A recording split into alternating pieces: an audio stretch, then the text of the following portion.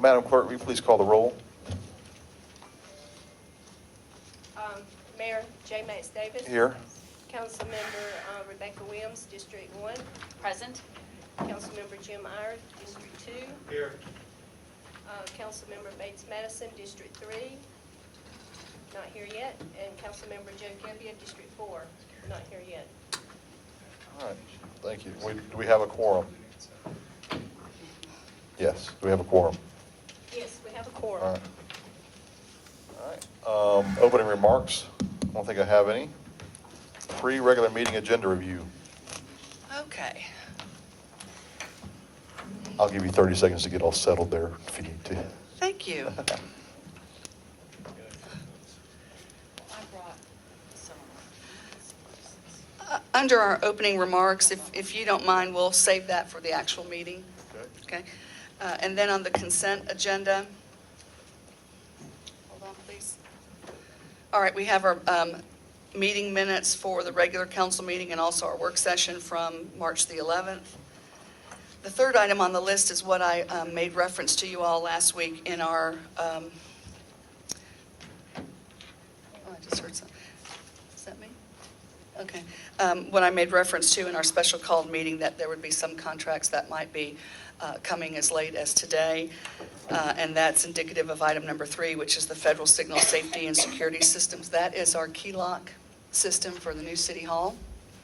It has been reviewed by our city attorney. It is ready for signature. The vendor's attorney has reviewed it, so it is ready for your consideration. Also, we were soliciting for bids for the build-out. Build-out for... Jim has a question for you. Oh, Do we want to discuss these now or during the meeting or what? yeah, please, yeah, ready, if you're Now? ready. Yeah, Okay. now, let me just get my hands on them so I can be ready for you.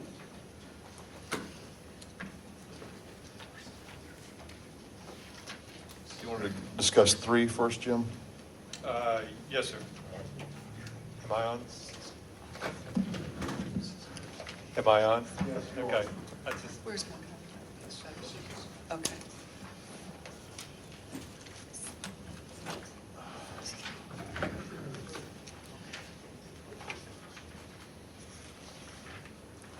I have to apologize if you see me yawning or closing my eyes or shaking my head. I've got a bit of a head cold, so bear with me today, please.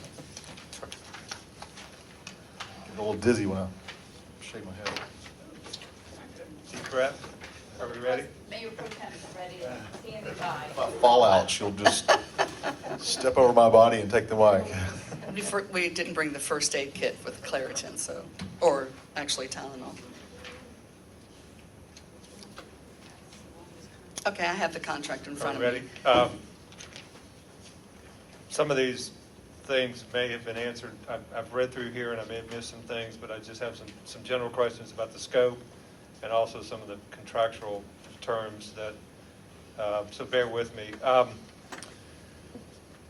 As I understand, these are all electronic doors that open and close. Right. And we had talked at one point about, is there an automatic open if the fire alarm goes off or something to that effect? Does this system allow for the doors to become unlatched if there's a fire?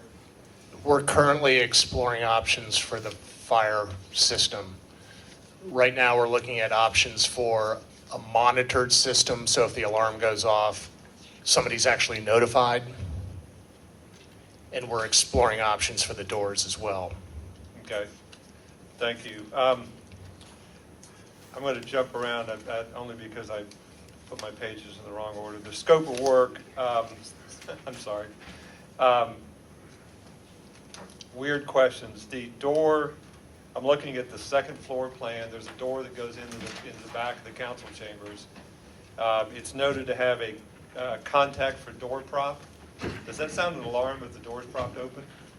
And is that something? I think that's correct. And is that something that we might want to look at? Is that a door that may be propped open at times so that we're not having an alarm going off while we're doing it? Well, that's a good question because that could, that absolutely would include our executive conference room where we're in there because I hope that's where we'll move for work session meeting, so we would want to keep that open unless we go into executive session, so we'll check on that. And there's also a card reader on there, which I assume means that door is going to be locked at certain times along the same thing. Do we have can we override certain doors, in other words, to leave them open during? You can do anything you want with that system. Okay, so we can have it open during council and other meetings? That's so that correct, we and can you'll come be and go? issued key cards as well. Okay. Looking at the first floor camera setup, I see that we have a camera in the, what I'll call the reception room, which is down above the counter. Does that camera have enough of a fisheye that it's also going to pick up activity at the counter, or do we need should we think about another camera that points back toward the counter? That's wide angle, so it should be adequate. And just as a note, we kind of pared down the number of cameras. I think we started out with like 16, and it seemed excessive. IT and I scrutinized the camera design and got it down. I think we got it down to 9. And that's both exterior and interior. It's mainly the entry areas on all 3 floors and exterior for the exterior parking lot. It might be 11, actually. Is that exterior, do the front too? Exterior Front and the back. Sides? Front and the rear, Not the side? not the side. It just seems like with so much going on at the counter, we may want to have And I'll double check a that. recording of that. Along those same lines, where can these cameras be monitored? Are they on site? Are they monitored at the police department? You can monitor them anywhere through a laptop Okay. or any type of a computer device. So It's the same similar system that we have here. I can look at it from my computer, and I can look at these cameras. I can look at the cameras in the back office here any time of the day or night. So during meetings and other things, it can be fed to the front desk at the police department. For them to Absolutely. monitor. And again, I hate asking these questions because I'd like to generally trust people, but there's not really a camera that I see in the council chambers. Do we want to have something that catches what's going on in there? The camera system in the council chambers is integrated into the council chamber audiovisual system, which is a separate contract. I guess what I'm thinking of more of something that's looking at the entire room, including the audience and not just the council. Yes. Will that pick that up? Yes, when I'm talking about the security cameras, it'll be behind where you guys are sitting in the dais, and it'll project out and capture the entire room. And will that be hooked up to the same system, again, so that somebody off-site can be monitoring it? I'll have to check on that. Okay. Again, Is that your preference? Are you looking at that, or would you want us to explore that idea? I'm just thinking, again, I don't like asking these questions, but with things that have happened. Sure. It may be that to have it monitored off-site for not just the council meetings, but also all the other public meetings that are happening in here. And again, if we could have a feed to something at the police department where they could be watching it as part of their overall system. Again, double check just in case. I don't like asking these questions, but I feel like it's something we might want to consider at this point. Let me ask you this, if we had cameras in our parks, would this all be able to be integrated into the system where you're talking about the monitoring would be? Yes. Okay. And the reason we're using Federal Signal is that's who we're also using over at the municipal court and police station. Okay. And there are advantages that probably Daniel Schulteis is better able to describe with having one integrated system, You want as opposed to one system at the court and to one give us system. 2 minutes, Daniel? Sure. All right. Then Jim, you can continue on there. Maybe Daniel can help with some of the questions too after he tells us. So we did look at several systems when we chose the system for the police department and municipal court area. And we wanted a system that could integrate the access control and the video management for that facility, but for all the facilities in the future, so that if we want locking doors at park facilities, we can have that in the future. If we want to monitor cameras You in the mean future. remote locking doors? Correct. Okay. And if you need to change the schedule of those for some reason remotely, that can all be changed from a single point and managed from a single point, and then you'd also have that audit log for who goes in and out of the facility. So we did a lot of research in choosing the system that we picked for the police department. It can also integrate with our GIS system to show certain map layers, so it can show where our cameras are located and where our facilities are located geographically. So if we do get other cameras that we can tie in the future, such as traffic cameras, or even if we get agreements with private businesses that give us access to their cameras, they can be tied into the same system so that from a single pane of management, you can monitor all those cameras. And then through permissions, you can control who can see which cameras. So Was the chief involved in any of this, or did y'all just consult police about any of these cameras? Absolutely. You did? Y'all are happy with it? Okay. Well, good. All right, Jim. Thanks, Daniel. Thank you. I think you may have, and now I'm sort of jumping to the contract part. I think you may have answered this. There was an exclusion about testing the fire alarm relay and interface, and I think you said that that's sort of work in progress. Correct. Okay. The general conditions that are attached, is that our standard city contract now? It is. That's what we put together? Okay. This is our contract. There's a couple references in there to our old city hall address. Okay. In the insurance provision, there's no, or insurance paragraph, there's no provision for an umbrella policy. I see that we have it in the contract for the work at the police department, but we might want to look at putting it seems to be a fairly common, and most contractors will carry just an umbrella of, 1 to 5 to 10 million, whatever we think is appropriate. It's sort of a catch-all, but we might want to include that in our standard contract language. There's a provision in here that the contractor shall not, during the term of the contract, knowingly employ any employee of the city. Is that defined to include not just direct, but also consultant employees, or how are we, and the city attorney's not here, so this No. may be a question for him. Right, it is. We need to ask him. This is on page 43. It's section 23.11 of the I'm sorry, say the section again, please. 23.11, 23.11 of the conditions that we attached. And that was it. Okay, in between this meeting and the council meeting, we'll Okay. make sure you have those answers. Thank you. All right. Thank you, Brad. Thank you. It's like you've been busy on this. Appreciate it. He's been, And let me just clarify that the total cost of this contract is about $60,000? right at 60, 59, and a little over But 59. this is not, but there's a separate video system for the city council chambers. That's correct. That's not in this contract, and the fire doors and the fire alarm is not included in this contract. That's correct.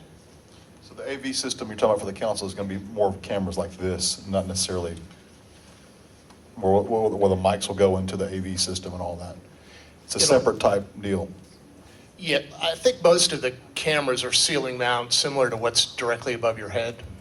But for filming, for our live streaming of our council meetings, you wouldn't use one of those, right? Different, Right. yeah, it's different type of camera altogether, correct.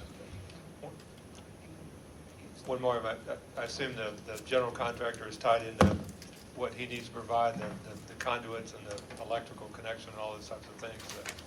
The security contractor has worked with them on getting. We're working with HIT Construction to coordinate all of these contractors.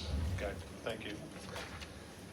Brad, what's the annual ongoing fee? So 60 grand is mostly just installation and equipment. What's the annual fee ongoing? Do you know? For the key cards,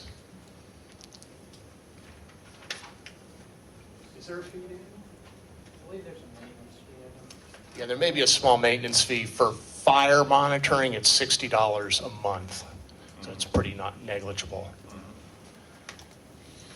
And not to belabor this, but as far as the key cards go, one reason we like the key card system is for the new business incubator, we'll be able to issue people that register and meet all the requirements, a specific key card that only allows them in certain doors. And so we really we'll have good control over that population of people. Can you Sounds just confirm that annual maintenance fee before we vote on this in our regular meeting? Yes. Thank you. All right, thank you. Marie? Jim, did you want to ask the question on section 23.11? Oh, Since Tom is here, he can address that. he's It's snuck on in page there. 43, Tom, 43. Here's Oh, all right, hold on just. It's page 43 of the agenda package. Now, I'm not sure if this is it's the most recent. Okay, I printed the right one. Okay. I never know when I printed what. Section 23.11, there's a provision about contractor not hiring city employees. I'm just wondering if we might want to expand that to include consultants, or if there's a reason to expand to include consultants. Contractors, excuse me. You know, our definition of... First of all, excuse me, this is the general conditions that we've been Yes. using as a standard form. I don't think you can, a contractor's employee is really employed by the contractor, and there's not a way that you could get a covenant for that person to say, you can't go hire that person's employee. I guess my question is, we have full-time employees dedicated to the city that are not city employees. Can an outside contractor hire that person to do work for them as part of a separate? Well, absolutely. I mean, that person is completely portable to go wherever that person would like to go. I mean, normally We would just have something to say what about I'm it. finding in these agreements is that Right. the contractor is asking for a covenant that the city won't hire any of their employees, and so I've been pushing back on that one. Okay.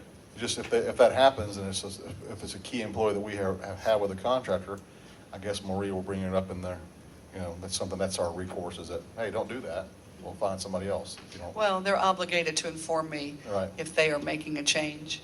Or if they're being hired somebody's- away, right. Right, being hired away, or if they are being reassigned to another project. Okay. Thank you. Okay, the next item is item number 4, which is the Headley Construction agreement for the build-out of the police department, which includes the court. And if you'll recall, months ago when I mentioned to you that we were going to be looking at whether or not we had some economies of scale to not stop the momentum of the build-out of the police, but also to include that in the bid to see what the cost would be, and to be able to keep working. As you know, in this space here, we are under a lease agreement until the end of this year. And if you'll further recall, that lease agreement, when we were looking at just extending it for 6 months, was going to go to $32 a square foot. Our current lease in our previous lease in 2013 was $16 a foot. So to extend the lease for a year was $17 a square foot. So the thought was, if the court remained here through the summer, we would have some benefit of that, and we really wouldn't be paying more than what we would have during the penalty phase of just an extension, and to allow the court build-out to occur and not disrupt the operations of the police department. So we're looking at a one-time event of build-out for police, and then to include the courts. And that last figure, Brad, was 317. 317. right. 317. And that was the low bid, and the owner of the building is providing tenant improvements for us at $150,000. So ours is $167,000, and that gives us, again, the court, as well as the solicitor's office, the judge's office, room for the bailiffs, room for GCIC, room for the court clerks, all on site. I have reviewed the agreement and negotiated the legal aspects of the agreement with the contractor. If there are any I guess, questions regarding the scope of the work, Brad's available to discuss that, and then I'll be glad to present to you briefly the terms of the contract, the form of the contract, and certain insurance issues we have to be mindful of. What's the time frame on this contract? 6 to 8 weeks. We issued a request for qualifications. We got 13 responses, and we shortlisted 4 firms, 2 large firms, 1 medium-sized firm, 1 smaller firm. From those shortlisted firms, we got 4 sealed bids. 2 of the sealed bids were significantly higher than the 2 that we were deciding between. And the 2 that we were looking at closely were very close to one another, which was a good sign, a very good sign. Where does Headley fall in that mix of contractor size? Headley is a medium-sized firm. Okay. Does this work include work for the evidence room? Yes, it does. Thank you. I have some questions about the contract and the scope, so I guess I'll start with the contract. There's a handwritten note about LD provision is recommended. Are we including liquidated damages in the contract? I didn't see it in the, I don't know first of all, Beg your pardon? I'm sorry, never mind. Are they in there? They are not, but I also, Brad and I talked about that issue, and the issue that where under these form of the agreements, if you don't have liquidated damages, and they have what's called a mutual waiver of consequential damages, which leaves the owner with really not any recourse in the event it's late. So the contractor, we weren't pursuing the liquidated damages, but the contractor also agreed to delete that last provision in the contract for the waiver of consequential damages. So if we are damaged, then we do have a remedy that can be sought. Is there language in here, and I've seen it in others, is there language in here about the building being occupied during construction, and that consideration needs to be given to schedules and/or operations of the tenant during construction? There is not, but certainly it was proposed based upon the fact that it was going to be in possession at the time, and even the contractor and I, when we were discussing the insurance issues, he readily acknowledged that people were going to be working in there. So I think but there's no such provision in the agreement which provides for that. And that was I think- expressly stated in the RFQ, as well as relayed to the contractors at all stages of the bid process, that the police were going to be occupying the building during construction. Now, I guess if I ultimately- would agree that that's a suitable provision under Yeah. the circumstances, but also recognize that this agreement was not reviewed, wasn't received until yesterday, and not reviewed by me until last night. So, Okay. but that's, I think the thought is, it's a valid Can you consideration. give some thought to that? I've had problems with that in the past with tenants and contractors not understanding what they agreed to initially.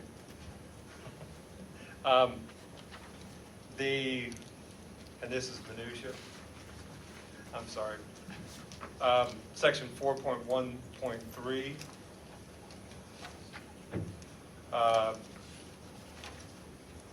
Last line, I think that should be 15 days after the architect approves the application for payment rather than receives. Yes, that was, if you looked at my markup, Jim, I had suggested that. The builder pushed back on that because he said that he has no control over the architect, so where we Neither do we. Well, The architect is our owner's rep. Right. is our owner's rep, so where I left with it is that it's now 20 days instead of 15 days. And the architect has a requirement of delivering I believe the certificate for payment approved by the architect within 7 days from the time that it's received it. Okay, that was it. I mean, I had a couple others, but I don't know that they're, jumping to the scope of work.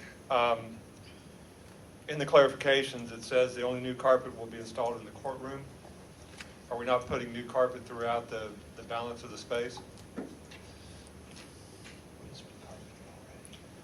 The only thing so far that has been carpeted, as you've been there, is the primary portion of the upstairs that the police department is currently occupying.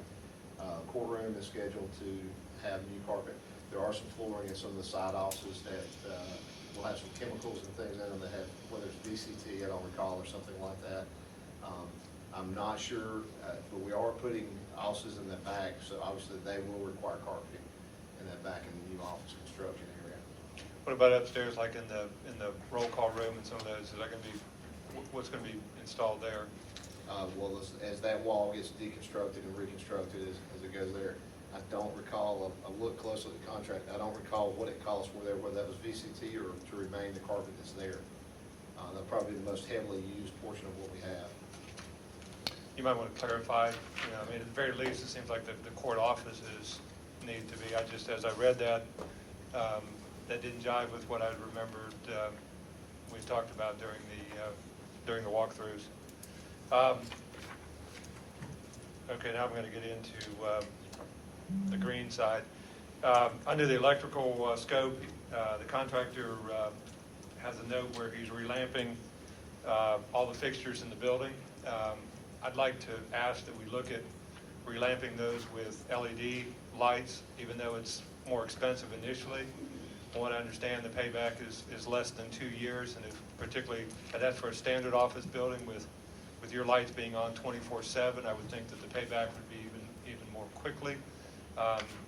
It's hard to believe that buying a $25 or $30 light bulb is going to pay back, but from everything I've heard, it does help reduce the electrical requirements and of the building. And with the city paying the electricity on this, I think anything we can do to look at cutting those costs by relamping with a more energy efficient bulb would certainly be to our advantage. Well, we can very easily get a quote for that. Yes, And we've already been exploring some options for City Hall as well. thank you. Anything we can do to cut those costs. Again, I'm not going to do it unless we find out that there is a, if it's a 2-year payback, then that certainly makes sense. But again, with the police department operating around the clock, that I think that may be even more efficient.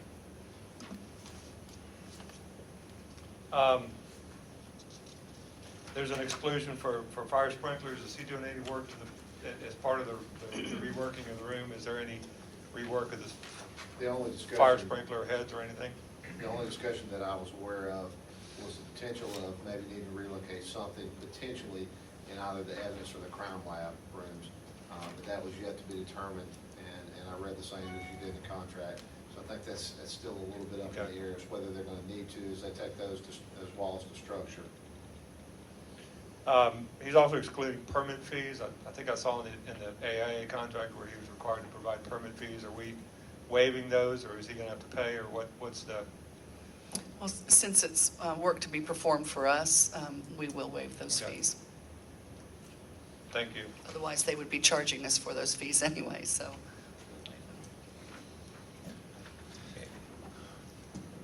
That was it. All right.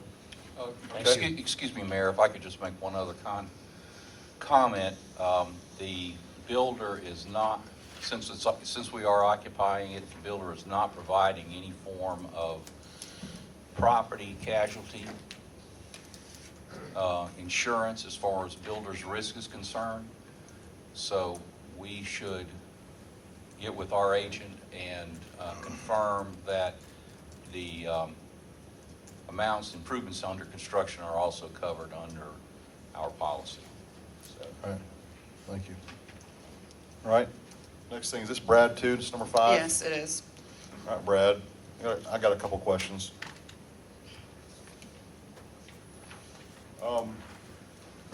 First of all, this AV system for the council chamber, is it portable? I mean, not portable, is it, when we move, can we take it with us? Yes. Okay, is there, It's not it's not a portable system by a traditional definition, but absolutely, speakers can be removed from the ceilings, gooseneck mics, Okay. All right. boards, absolutely.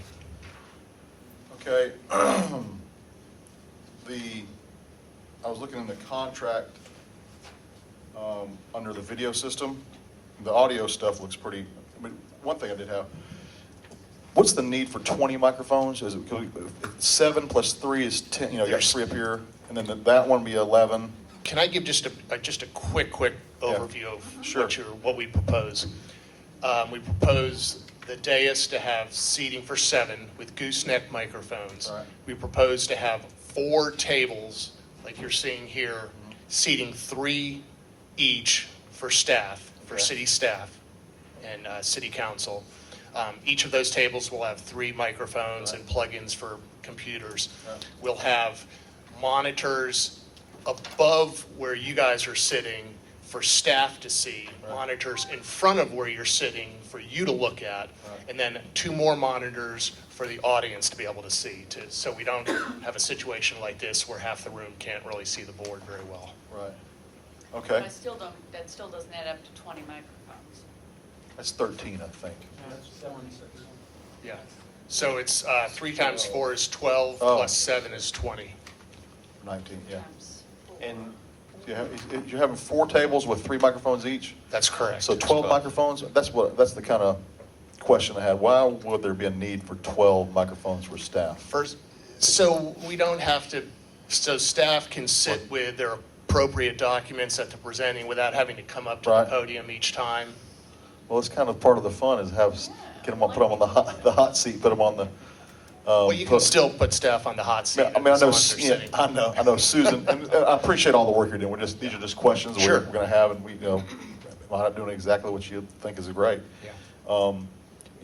We'll need clerk, Marie, and council, and then I guess Daniel will always need one, and you'll need, I guess, 2 more over there. I really don't see the need for 2 more tables of 3 microphones each. I don't know. Marie, do you have a comment on that? That's 6 more microphones for, Well, I agree with Brad. I think that, have staff back here, especially when community development is looking through their materials. I mean, they take up quite a bit of the table Right. with all of their files. And sometimes it's easier to be able to speak with the copy of the plat in front of them as it's being displayed on the monitors. I mean, if Right. you want us to come to the podium, we can certainly do that. I'd just like the option of Okay. every once in a while. All right, well, we'll see what it would, what the maybe price another difference table? is to cut out. Just 1 table maybe, cut out 1 of them out of the 4. No, I have to disagree with you on that, if you don't mind. Okay. We have our communications Right. specialist, she needs a table. Right. Our deputy clerk needs a table. Right. And then any other staff member that's going to have materials. I mean, right now, here they are. Right. Lined up against the wall, the finance director, she's back there, she really needs to be sitting at a table. This will be like a classroom almost. It is, but I need to have my department heads near me, Okay. especially if you're all asking a question, so I can reach out to them and they can have their materials in front of them. Just see if you can make it work with 9 microphones for staff rather than 12. Okay, That's- well, that's- what we can, maybe the back tables can share a microphone if we can do that, but we'll look at that. Does a podium include it, or is it always going to have one of those kind of mics? The podium? No, the podium will be a fixed podium. With a Yeah. gooseneck? With a gooseneck. Okay, do we have the ability to noot it off if somebody gets out of control? I'll check. The podium's going to be fixed so that people from the audience can't move it anymore. Right, okay. why don't we just get a podium, we can hit the button and Yeah, it just goes down, disappears. All right. So the system we have now, which served us well, we moved it, it's been portable. What are we doing with that? Is it going to go somewhere else? It's my understanding that this system is owned by the chamber, Right. Oh, that we was have to their return gift. it. Right. oh. Oh, okay. really? I thought they gave it to us. They They didn't? They didn't give it to us? I'll have to check. I like having a portable, I mean, when we have town halls outside of the, which we will, most of our meetings, obviously, even town halls will take place at the city hall, but it is good to have a portable, We have a portable system of our own. okay. Brad, I'll confirm that for you, okay? With Thank Jim. you. Yep. All right. Thank you. May I, question on the mics? What does a microphone cost? If we're looking to cut out 3 mics, what are we It's talking in the, about? Yeah, about $180. Yeah, add the base in, because it looks like you've got 2 line items for it. It's about 3. I'm looking at about 300 for the, 50 for the stand with the button and the gooseneck. total. Yeah, it's about, it's not unreasonable. No. I mean, Um, to me, it makes sense to do the 12, to do the 2 tables, because you're right. I That's mean, 4 tables, not 2. Well, I'm at 4 tables of 3 each. When you're just thinking about it, the people that come, Mhm. you know, it'll add to the efficiency of what we're trying to do Well, if here. I'm just looking at it, if we got Daniel, if we got 3 here, and if Daniel had one, if we put the chief and Ray there, that's 2 tables. Then you'd have Bennett and Bonnie and Richard back communications there. and Susan, that'd be 9. Yeah, Richard's sitting back there. I know you're trying to hide back there, Richard, but I see you. It's not going to work. All right. All right, we're just, it seems like we're just eliminating the podium presentation, and I just kind of, I like when staff comes and presents to us and fights for what they want, or takes heat from us. I think that's I don't know. Maybe we just have to change with the times. I guess along the same lines, why 6 monitors? I mean, we're talking about a room that's not much bigger than the room we're in now. It seems a little excessive to have. I was gonna 6, address 7 that. Well, we have monitors. columns that Yeah. are splitting the room in half, and, you know, Gotcha. unfortunately, not every seat is a good seat. Yeah, the columns are right in the house. middle. You know. All right, so here's what it looks like we've got. Like you said, you got 2 behind us, and then there'll be 2 on the floor, Correct. not on either wall. No, on they the go on- floor, so you 3 would be able to look up Right. at the one over on your side. All right. And then same thing with the other side. All right, are those on carts, it seems like? I think they're on some kind of a stand. Okay. But they sit pretty close to the floor. So Because- you're going to have a direct line of sight down to them. Okay, one thing that I noticed, that it seemed like they're going to be putting 4 of these monitors. By the way, the monitors they put in the proposal don't match the monitors on the line item. We've got 4 LG 47 WLs, which is a 47-inch monitor on the quote, and then on the line item, it's 4 60-inch Sharp televisions, which are more expensive, obviously, but the quote is different than what the line item is. Just Okay. Just to let you know that when you go from the quote to the line item, the model and size of the TV changes. And they're saying that they won't be able to mount any of the televisions on those columns. They'll all be on rolling carts. So the only TVs that'll be mounted will be the ones behind us. I'm not sure that I'm comfortable having, go ahead.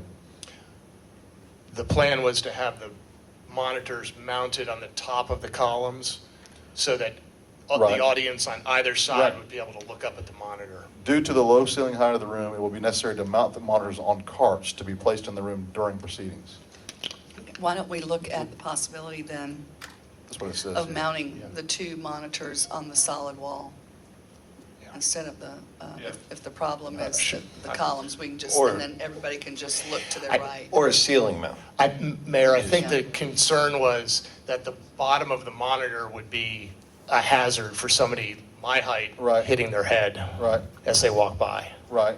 So we'll have to We'll do work those with that. measurements. It'll be on the walls at an angle for the audience to see, on either Yeah, they side. can be on an arm. I just but- don't want them on carts. I just Okay. don't think that. Okay. Yeah, I agree. I had to underline that line also. I just, they're going to get tripped over. Even the ones on the floor, I have some concern about, are they, yeah, I mean, if We will we've need them on got. the wall. if we I was could- thinking they're gonna be one over here and one over here for us to look at either side, but, I mean, I see, the other cities do it, where they have the TVs on the floor like that. Generally, well, I can't say yes or no, but generally what I've seen is that they're on the wall. Right.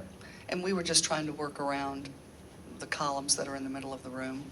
No, I Is- So, understand. is but the- we can, I think that what's important is we want to be sure we have, first of all, an appropriate number so that the audience, wherever they're Right. sitting, has a view. Right.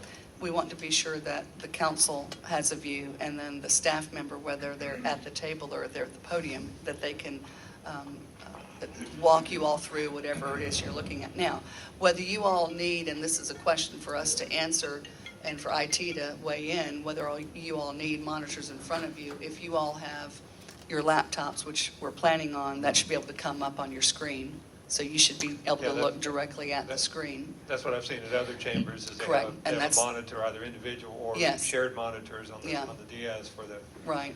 for Here, the, you know. yeah, here of the late, council. most councils have that, and we've even planned for that on, what that's gonna look like at your table, and that there will be like a countertop, a raised level, Right. so that there'll be a ledge, and then behind that will be your laptop, and then maybe only a few inches of the laptop screen will be visible. Actually, I think having the monitor, because if this is used for, are we going to provide laptops to Planning Commission and Zoning Board of Appeals and others, to have a monitor on the Diaz allows us to plug in and use it for the other meetings also. Correct, yeah. It's just, for those boards, we'll just have to have a few extra, because they're made up of 7 members. We had talked about touch screens up here, right? Before Susan. Yeah, that wasn't possible with the software that we have. Okay. The investigation we did seemed to show that the best solution was just a traditional laptop across all the different platforms. It's not a laptop you're going to take with you, it will be there. Fixed. Right. It's fixed for the other boards to use when they key in on their password. Yeah, I like that. I like but also do like having a big screen that I can look at and that we can look at, so that something needs to be expanded and big. Yeah. So I really think we need to do that. My concern would do be that or this. the zoning plats that are so big, I think you might have a hard time seeing it on a laptop That's what screen. he's saying. Right, that's what I'm saying. I'd like to have something that Right. big on a wall. Yeah, right. Exactly. And Yeah, I we mean, can do that.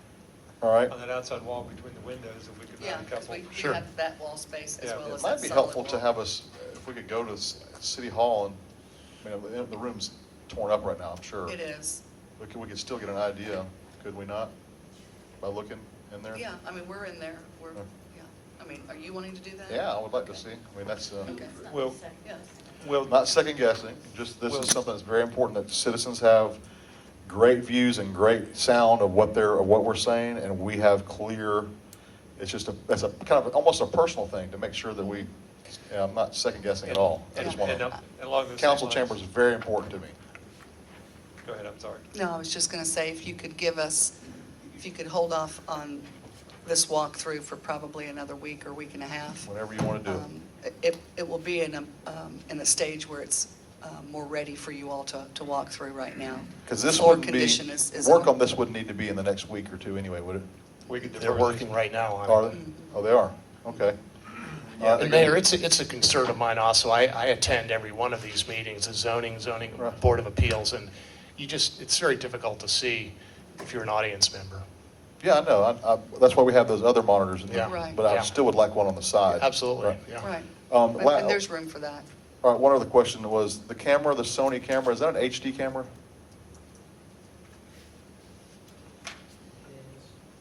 Yes. It is, okay. And does this system have the capability of live streaming, including the information that's presented on the monitors to the public? If they want to sit at home in their pajamas and watch our council meetings, can they see everything that's going on?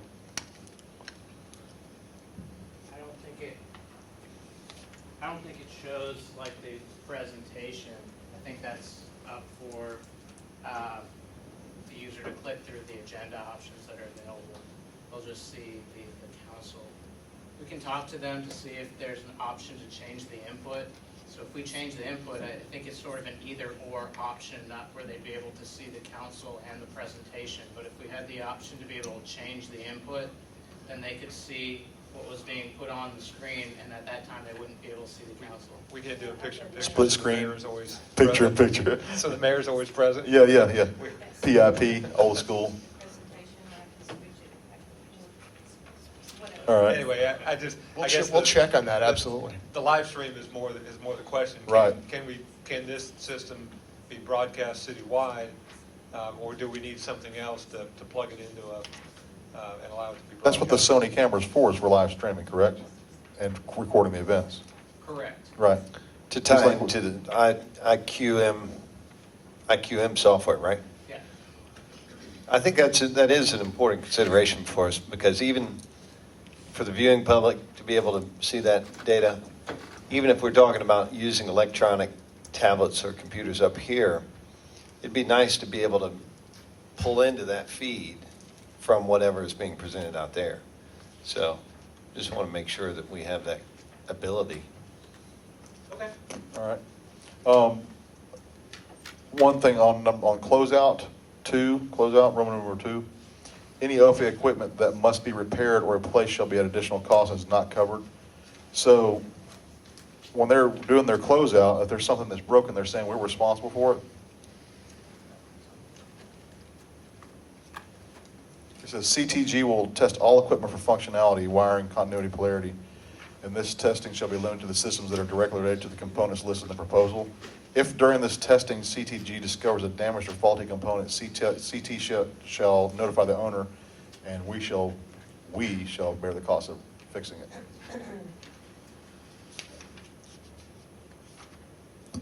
We're going to talk about that because we're not going to pay for That makes something. you mad. Yes. Okay. Rest assured, that's not going to be acceptable. All right, and then closeout documentation with manuals and drawings. They're saying if we want a hardbound copy of any of that, they're going to charge us.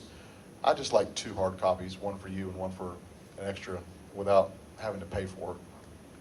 I think it's in case all computers are down and we need to be able to. I just don't. I think We'll that's reproduce it. All right. Yeah, exactly. All right, and the training. How many people will they be willing to train? Do you have any idea? Because we need redundancy, obviously. I'd like to go train. I envision a train the trainer where they train the IT staff and possibly me because I have to be at all the Right. meetings. And then we're going to have formal training for all of you guys before we have the first meeting. Okay. And the first meeting in the chamber will be city council, not planning or zoning, obviously. So, but you guys will get, we're not just going to throw you in there. You'll get thorough training. All right, and then last, I think this is the last thing, besides that one issue on the line item. Do we typically on stuff like this, you get all trained up, it's all installed, and you use it, and then 2-3 months later, something happens? I don't see a provision in here where there's like a 90-day checkup or something like that, where they will come back if there are any glitches, or I need to just want to make sure we have without having to pay for that. If there's some kind of There is a warranty period. well, so what kind I'm looking at is maybe something's not broken, but it's not working right because there's a software glitch or because there's a line crossed or something like that. More of a support. Yeah, nothing that's like a broken microphone, but like a support kind of thing after 90 days and just to.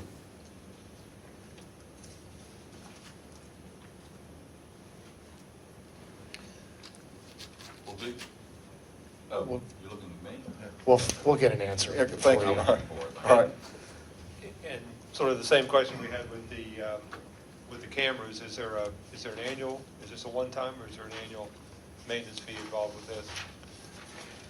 There's an annual fee, but it's associated with the clerk's software and not so much the hardware components of the system. All right. Just check on the warranty and the. Make Absolutely. sure. You have a 90-day warranty as far as the work that they Parts. perform, Uh-huh. and then you have the manufacturer warranty as far as the equipment that's put in. Right. Okay. Like a year or something like that on the equipment. All right. So Brad, just to make sure on the under video on the page 113 that sharp 60-inch for those either we're getting sharp 6-inch or the 47-inch. I don't know which is which. We'll verify that. Okay. All right. Thank you again. I mean, it looks like a pretty thorough system, and I'm excited to be able to have something behind us where people can see the presentations that are going on. I'm excited that our citizens will be able to hear us clearly. I'm excited the room is going to be bigger, and I'm excited that everybody's going to have microphones. Obviously, every staff member might put Diane. We'll give her a wireless mic. She can chime in from the front desk at the city hall.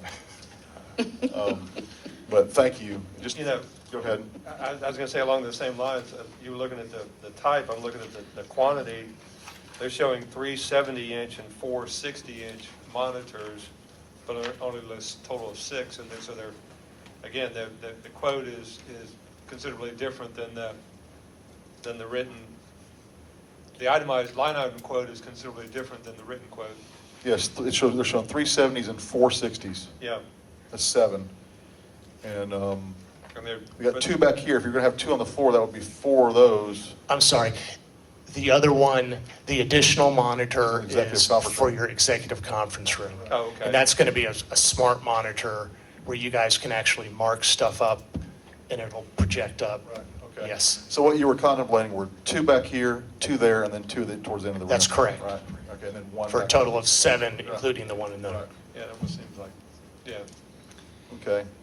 I'm just going to throw this out there that, on the microphone issue, you may be missing an opportunity in that having all of this AV and microphones for enough people, you could actually rent out that room for video conferencing.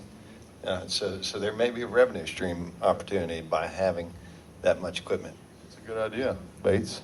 Thinking entrepreneurial over there. Look at him. All right, start a corporation. Sign a corporation. All right. We have weddings. How about that? We could do weddings. Online weddings? It's live stream. Yeah. All right, thank you, Brad. Okay. Announcements?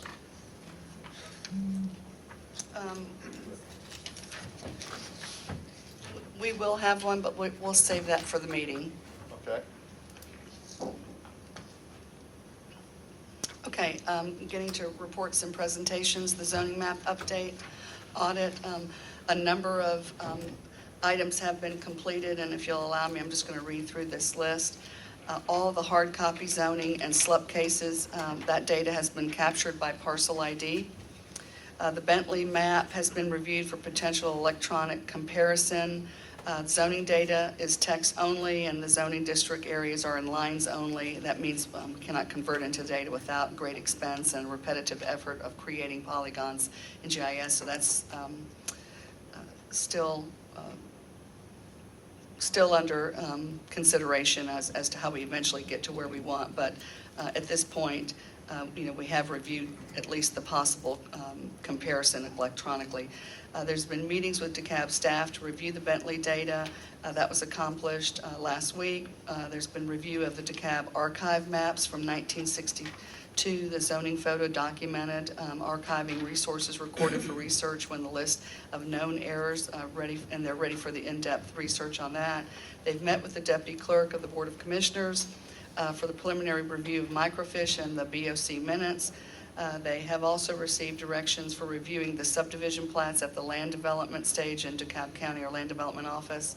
And they've obtained a sample file of the recorded plats at Superior Court for partial subdivisions with parcels with known discrepancies. All right, activities that are pending. They still need to integrate and verify the hard copy zoning and SLUPs with a database map. They're researching all unverified dates of minutes. They're completing a manual comparison of Bentley to the city's city map, zoning map. They're also completing the research of all parcels with discrepancies. Photo document maps subsequent to 1962 are being reviewed for discrepancies. And they're completing their microfiche research from the pre-2002 cases. And they're conducting subdivision reviews for the remaining cases that have no documentation. All of this to say, we are still on task, moving ahead, and our plan is to come back, to continue to report this to you, and with an readoption of a new zoning map in August of this year. All right. Marie, when you talk about finding discrepancies, so are we finding discrepancies, and what's the extent of that? Susan? Sorry, you have to get up, Susan. If Marie has it her way, you will not ever leave that chair. You will just. Well, I need a bulletproof vest, please. Can we place that in the order too? Yes, a shield, yes. I hesitate to give you a number because there's so many different variables that are being looked at, and if I throw a number out there, it might create panic. So I really don't want to throw a number out there if you don't mind. But we are finding quite a few different variables that we have to look at. In addition to the 160 files that we know are missing, 45 of those files have been slowly retrieved from archives at DeKalb County. So planning and development at the county is trying to retrieve files from archives, and they're slowly giving those to us. So,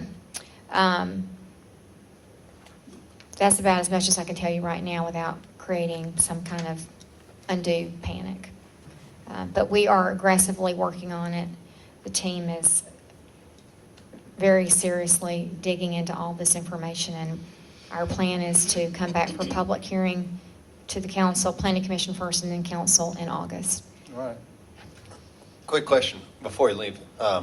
So when we have the comparison from what we adopted at the beginning of the city to the outcome of this investigation, will it line item sort of where the changes occurred so that parcel owners, if you know your property, you probably are going to be attuned to your property, your neighbor's property, or areas that you're interested in. And I think it would be important for people to be able to see, well, DeKalb County had this issue from a zoning case, and that's what is referenced on the property. So will that information be part of the record? We have a database that's been created with parcel numbers tied to each piece of property. With Bentley, with Hanson, with our map. There's a lot of different variables that are looked at. Then we have to compare that to the minutes and the file. So there are lots of different steps that have to be gone through. So we do have a running record of that. Right. In addition to the 2 public hearings, there will also be an open house so that we can gather input from those, so we can share all that information. So citizens will have the opportunity to look at their property. Say, if I looked at mine, I know mine's R100. and all of a sudden it's Before the R25. first public hearing, there will be an open house. Okay. Yes, sir. And so are you finding discrepancies between Bentley and Hanson at all? There are discrepancies between Bentley and Hanson. Okay. Who was the final arbiter on that? Yeah. Who's? According to the county, Bentley is the official record. Hanson was an internal device being used by the county. But the final result will be what the minutes reflect. So how the commission actually voted Yes. on those particular parts? So we have to vet all of that, yes, So the ma'am. discrepancy might have happened with either the way it was recorded incorrectly or filed or something like that? Is that? Yes, what you're saying? mhm. Okay. All Yes, right. ma'am. Gotcha. Just look for updates in the future. Thank you. And just Thank you. Plug Thank on. you. All right. Okay, City Hall update. Just to tell you where we are, and we're going to be moving starting after close of business on Friday. And actually, the majority of the move is going to take place on Saturday. So everything is being boxed up and packed up. So if you have not done that yet in your offices, we ask that you do it. We're happy to do it for you if you'd like. And we will be open for business Monday morning. We'll all be located in the, what I'm calling the lower terrace level of the building, which is actually the main entrance. The mezzanine. That's the Terrace terrace. level. The mezzanine will be the second floor. Yeah, That's finished. street level. And then it'll be called the Loge at the top or something. There you go. All right. Yeah, the space is coming along. HIT Construction is just doing a fabulous job. Very proud of where they are and how quickly they've been moving. We've had a number of cost savings on the project. We move in, we move in over the weekend, but we'll be open for business at 8:30 on Monday morning, and then a couple of weeks later, we'll take some of the staff, Public Works and Community Development, and move them to the second floor. And then 2 weeks after that, the rest of us will move upstairs to the third floor, and council chambers should be ready. So we're trying to stage when we'll have our first council meeting, and then when we can schedule an open house to the community. So we are working on that. All right. Can you just recap quickly what we're doing to put the word out on the transit, on our exit start date? Well, we are getting ready to, post a notice on the website that lets everybody know that effective close of business on Friday that we're moving.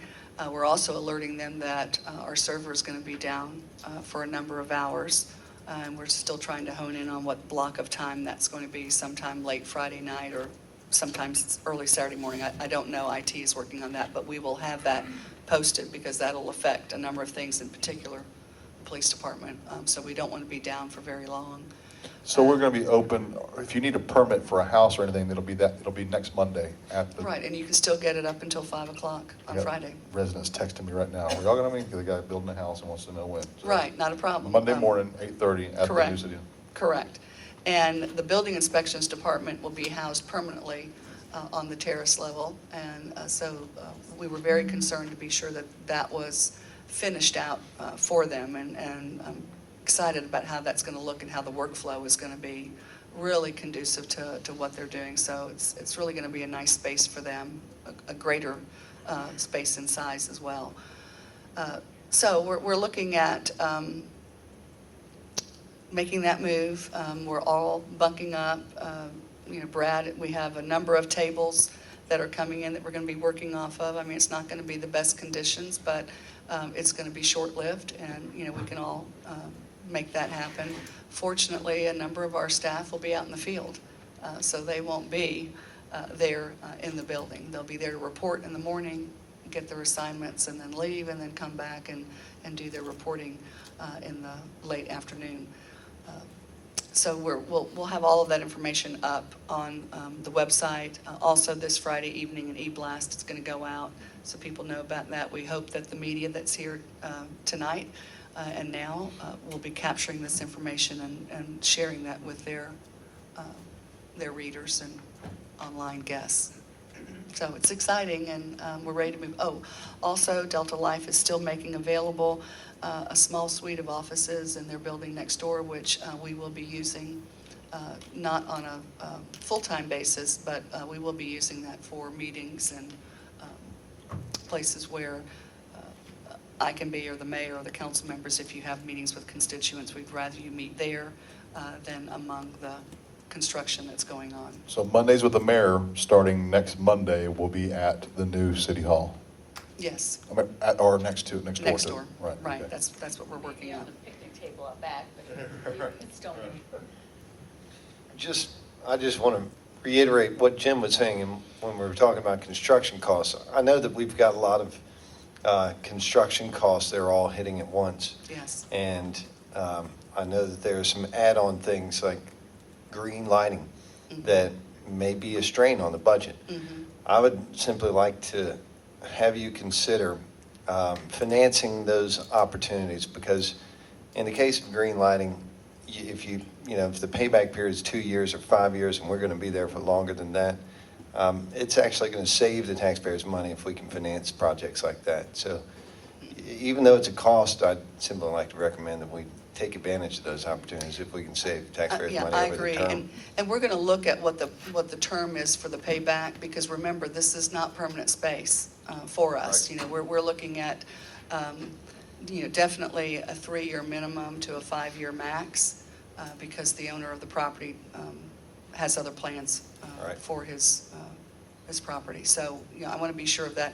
Also, we have been testing out some of this lighting, and I want to be sure those of us that are under that lighting can find that acceptable. And some of us that have tested it, it's required and taken some adjustment.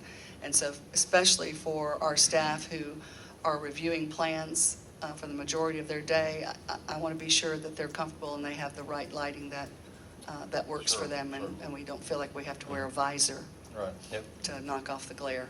Right. So, And where it's appropriate, we'll do it, and where it's. yeah, exactly. I mean, we want to save as much money as we possibly can, especially since we're only there for a short term. So we'll look at that. And of course, if these bulbs have a very long life, we're taking them with us when we move. All right, thank you, Marie. Parks purchase update? Okay, Parks purchase update. It was my hope that I could report to you today that we have purchased the parks, but the county is not ready for us to do that. As of today, I had a conversation with the county manager yesterday, and as of today, all of the data for the parks as to the acreage, where they're located, how they're plotted on individual, and you have that information at your table, how that's platted individually with each of our parks, and then on a composite map, how that's shown. That's been submitted to the county along with the settlement statement for each of those parks. In my discussion with the county manager yesterday, I did offer that we would tender the checks, and I was told not to do that. They did not want to receive any checks at this time. It is his intent to bring this before the committee of the whole next week, and he hopes to have this advertised on their agenda either Thursday or Friday of this week. So it is my hope that that gets done. Then it will, from the committee of the whole, as you know, will go to the full board for acceptance. So that includes, what they've received, and let me just go over that again. Not only the parks, but also the FEMA purchased parcels. Those have been identified, and we would be acquiring those, and it is our position that we acquire those at no cost because those were taxpayer dollars on the federal level coming back to the county to purchase properties for management of the floodplain. So I've had this conversation with Mr. Williams, and he's in agreement. We're not calling these a park. They're not a park. They were purchased for the protection of the stream corridors and the beds. So that's what we expect. We expect those to come over now. Once everyone agrees to that, because we were just given parcel IDs and we've plotted those on a map, I'm probably going to want to be sure that we do a title search on that. We'll be using the same attorney that helped us with the title search on the parks. So we will perform that to be sure we're getting exactly what the county paid for with FEMA dollars. So that's also an issue. The green space, I'm still waiting for more information on that as to where the green space parcels are. And that will be as well as part of this overall group, but not classified as a park. That's separate because that was grant funds that came from the governor's office directly. So I actually signed our end of it a couple weeks ago. Oh, yes, yes. So everything that's. We're done with everything, We're done. except we're ready to cut the checks. They've signed for the parks, but they just haven't, their commission hasn't approved, or I guess their county manager could have approved it, but he's decided to take it before the commission. Right. Correct. That's what he told me yesterday. What's the status of Brookhaven Park? Are we getting all or half this round? Well, we thought 2 weeks ago and even last week all, but now there's been a concern raised by the county law department, and they're working with Tom on that right now. So that's why we're doing individual settlement statements, because we will purchase all of the parks and work out what the matters and the issue is on Brookhaven Park. Do you have any comment on that, Tom?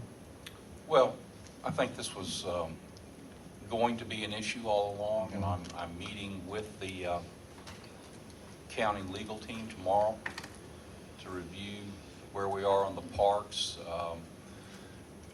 I know they're not happy with what the position we're taking on the Brookhaven Park. However, they're also sitting and they're, wanting to discuss whether or not we met the legal requirements for the notice of the purchase of the parks, which we follow the code. I don't know where that is, so I wouldn't be surprised if there's some pushback.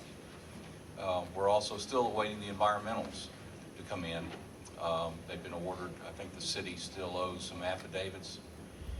And just as a final note on all the other properties on the that were purchased with FEMA, we're going to have environmental studies of those done before we can take them.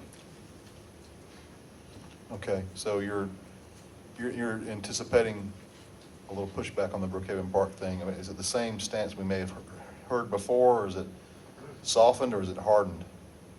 Well, it hasn't. I haven't Or had no the change. conversation with them since the first time I met with them, that they were, taking the position that the front part of Brookhaven Park wasn't a park.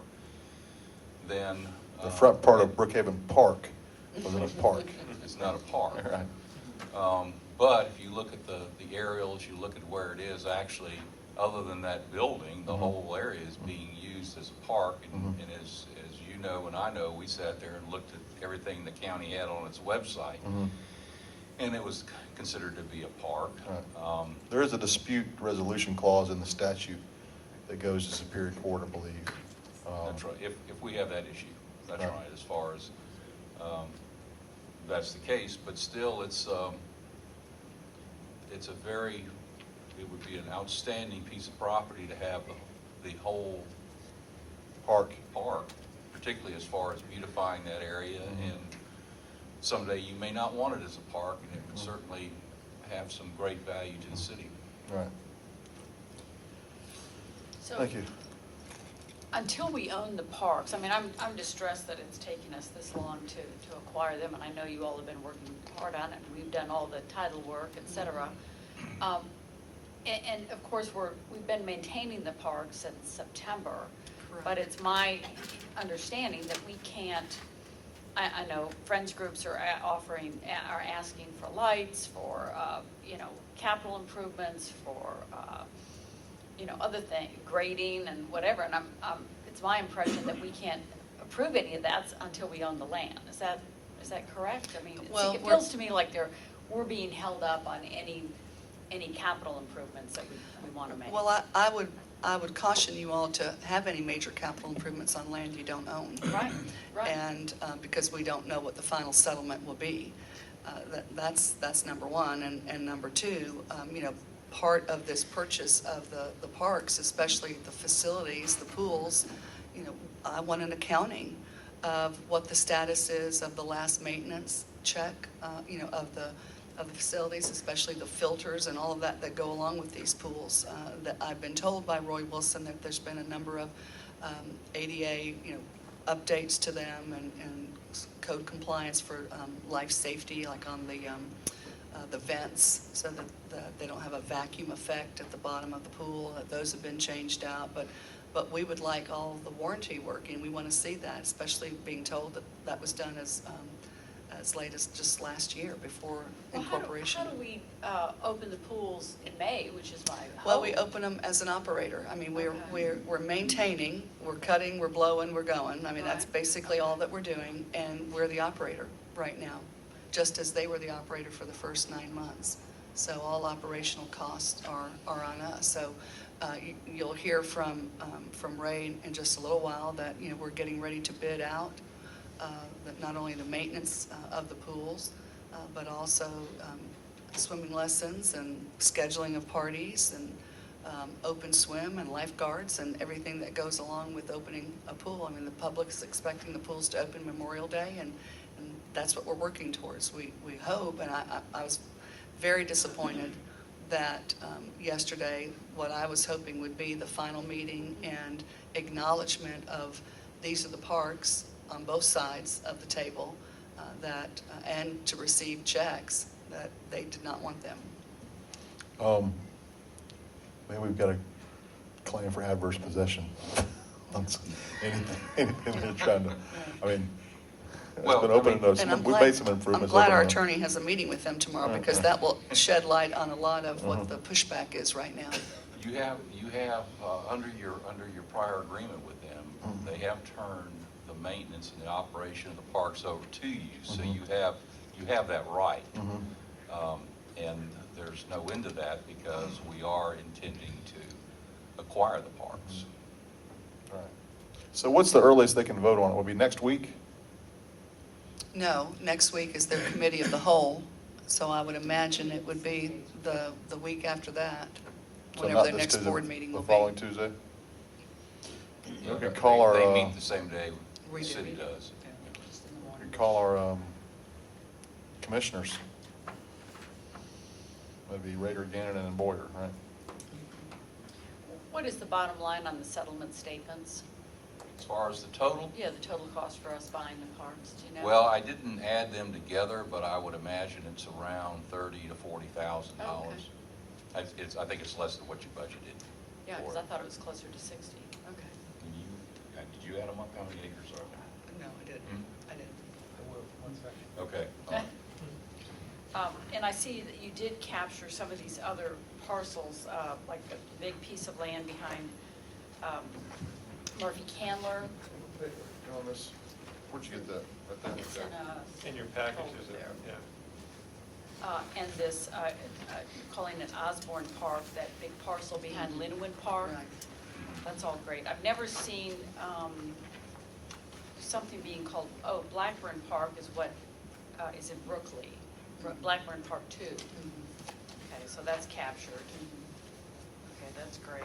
The perimeter trail park, that was one that I Yeah. just heard about that hadn't, do we know, I'm just curious, do we know any of the history? Where did that, was that part of the original Murphy Candler? Was that given at some later date? Do we, Remember that in the title search No, information? that may have been the one that I was trying to determine where the access was to, yeah. where that- you it's- got to it. It's below the ball fields. I mean, you swim Yeah. upstream. I mean, it's a great piece to have, to continue a trail along Nancy Creek, but Yeah. the other one I'm glad to see is we're capturing the 8 acres at the south end of Georgian Hills that extends it south of Bragg Street. Right. You know, and these are the parcel IDs and information that came from the county.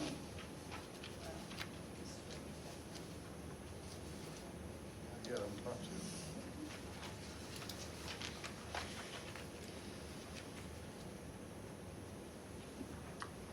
The other thing, and it may not be available in this year's budget, but you need, there are certain parks that do need to be surveyed, just based upon the title search. I think I don't have the list with me, but at least 3 of them, but you may very well, as history goes on, get surveys of everything that's there.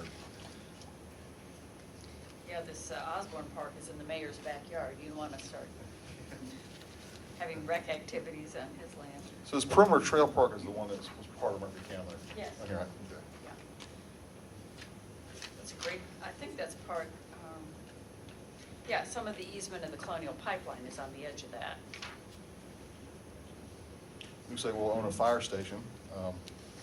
It's part of a, I accepted it out because it's a $5,000 price tag for a fire station. it's Parkside Park.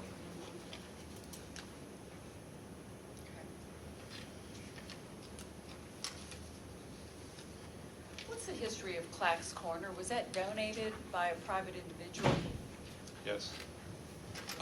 It shows up on the map. I can tell you the Where it history. was purchased with FEMA money. Oh, okay. Isn't that right? No? It was sold by the property owner's family to the county for some, I think it was a fair market value or something comparable, and I'm not sure what kind of funds they used to buy it, but Green space, good, yeah, green space. Just which green would be space. Through the governor's Which, funds. yeah, that's the which would not funds be they a part, use. right. Yeah, the funds they use. Right, so that should so you not may be want charged to take, to us. yeah, you may want to take that one off your Right. settlement statement. if you- It's $20. I didn't know if it was worth the lawyer's time to argue over $20 on the purchase price of Clacks Park. Not a bad price. Okay. I can tell you the neighborhood values it a lot more than that. Got a maintenance, got an upkeep volunteer out in the audience right here, Terrell. Here. Here it is. This is-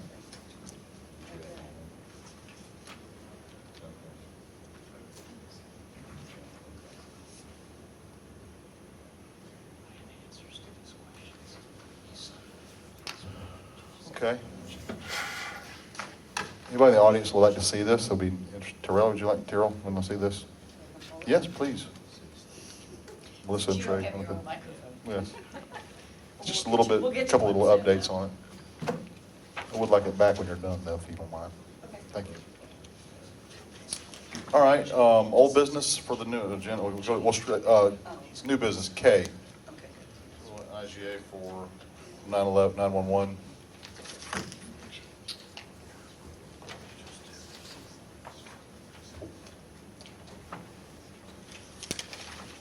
Sorry. 911. Yes, 911. At our last meeting, you all reviewed the agreement for 911, and we went over what the fees were. You asked if I could go back and renegotiate, which I did, and I'm happy to report to you that the fees have been lowered for the early years of engagement with Chatcom. And in fact, I have representatives from Chatcom here, and the chief is available to speak to this, but the last directive was to get the price lower, which I've been able to do. If you'll recall, the original agreement was $1,075,000 for all 5 years. The first year now is $975,000. Year 2 is $1,025,000, and then year 3, 4, and 5 is $1,075,000. So you saved us $150,000. Mhm. Good work. Thank you. You're welcome. We are No ready. commission on that. No. Pardon Should me? be. There should be a commission, but there's no commission on that. Well, thank you, sir, for clarifying that. We are recommending that we move forward on this. This is going to take between 4.5 to 5.5 months to be able to make this conversion. So we are anxious to move forward with your approval, and so that we can inform the public on what we're doing so that they're ready, as well as meeting with the different carriers to inform them on the billing side so that they understand that the billing will go directly to Brookhaven or assigned to Brookhaven. Is it correct that we're optimistic that the fees on phone service now will in fact cover this, or do we think we're going to have? Well, I think we're going to be very close, but 911 fees were never established to cover the full cost of the operation. That's not their purpose. It's to defray it, but certainly not to cover the full cost. It will probably cover almost 90% of it. And I think too, when we did the feasibility study, and IXP did that for us, trying to look at the best information that was available at the time, I think that there still are some missing phones that have not been captured in this estimate. So it's my hope that 2 things will happen, that we'll have better data as we talk directly to the carriers. And my biggest concern is the burn phones. That's my biggest concern, on making sure we capture all of those, because as we understand, there's quite a few of them in Brookhaven. So that's number 1. And then number 2, that those fees coming in related to all of those phones will be a little bit higher than what's been projected. The difference here between how we're operating now on the collection of the fees, we don't see them. They're going directly to DeKalb County, so we have no idea what the true number is. And again, my hope is that we'll be able to be very close in covering the cost, but I don't want to mislead the council and say we will. I just think we'll be close, and it's my hope that we'll see a greater revenue stream than what's been estimated at this time. But we haven't been paid, we haven't been charged something in addition for DeKalb, right? No, we have not. Based on current revenue, what would our out-of-pocket cost be for this service? Probably almost $100,000 a year for the first year. So we anticipate collecting a little over $800,000 per year. I don't see the copy of the agreement. I'm curious how we're addressing the issues Dunwoody have had with trying to connect to DeKalb Fire And Rescue. Is that Well, I've got the addressed? chief here, and I have the deputy chief, and I also have Joe Esty, so that they can respond to that. I know that there's been some continued conversation between Chatcom and the city of Dunwoody. Yes, Councilman, I guess I'll pipe up first. The first thing I brought up, as I did last week, was we looked at all the other jurisdictions around us, Norville, Chamblee. They currently have their own police departments, have their own dispatch centers. If they get a fire call, they do a one-button transfer. We did look into Dan's prototype that he brought forward. I think it was Fat Pot. I did some research on that, and down the road it may be feasible. However, right now DeKalb is in the process. They have an RFP written. It hasn't been released yet, but they're going to be upgrading or changing over their system because I know their officers aren't happy with it.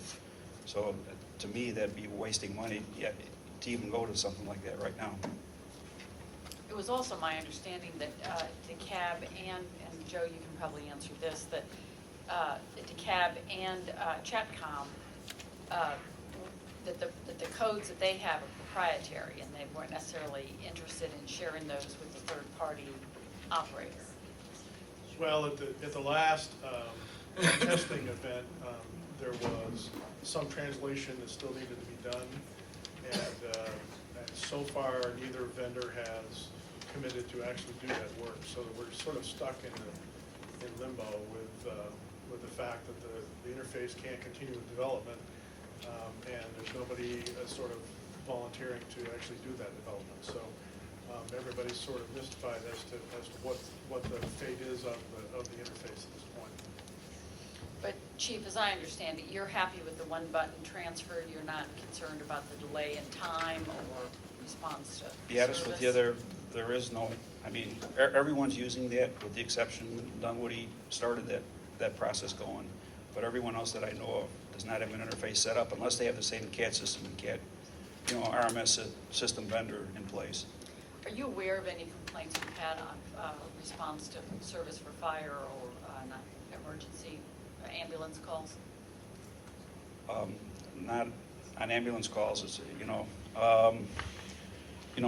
we did research police and ambulance calls, and we've got a number of them. I mean, this is just for 3 months. I've got a breakdown, so multiply this by 3 because we've been actually operating for about 9 months now. But delay in answering or reaching the cab 911, we've got 3 complaints on that. Delayed dispatch to serious crime, 4. The cab 911 did not record officer's location when advised over the radio by the officer. We've got 21 of those complaints. And this is just a 3-month period when we first started. The cab 911 recording officer at wrong address 6 times, providing wrong information on suspects to officers twice. We've had complaints from one lady called up, said she couldn't get through 911, so finally she gave up, and this was a homeless or a drunk person at their back door trying to get in. She finally called our non-emergency number the next morning, and we responded right away. We had one call where there was a burglar alarm. The gentleman, I think I brought this up before, was eating at the Haven restaurant. Alarm company called him up, told him the alarm was going off. He actually went home. Actually, it was a female. She waited for us for, I think it was about 40 minutes. We finally showed up. She did her own checking before we could even check, found out that the alarm company called up the cab twice. And then she called a 3rd time, and she found out that they didn't dispatch it till I think it was 10:03. The original alarm came in at 9:30, and we got there within 3 minutes. After you got the call, 33 minutes later. We just had a smash and grab at the T-Mobile store on Buford Highway. This was this past weekend. There was a delayed dispatch on that. So, and it just goes on and on. I've got a number of examples here. So, again, last week I talked about the cost-benefit analysis, and we've gone through the potential issues with Chatcom on the fire and EMS calls, that there could be a delay giving the information twice. I think that would be minimal. Joe could probably answer to that, but Well, I mean, I you're think talking that- 20 seconds or so. Right. But that's going to happen. I mean, if there's a bad accident, as I brought up last time on 85, and the cell towers get overwhelmed, Right. that call's going to go to Fulton County. Fulton County's going to have to transfer it the same way that Right. Chatcom does anyway. Well, what I'm trying to point out is that we recognize there's a small issue still with Chatcom on this. But what we're also recognizing is that there are much larger and greater issues with staying with the service that we have.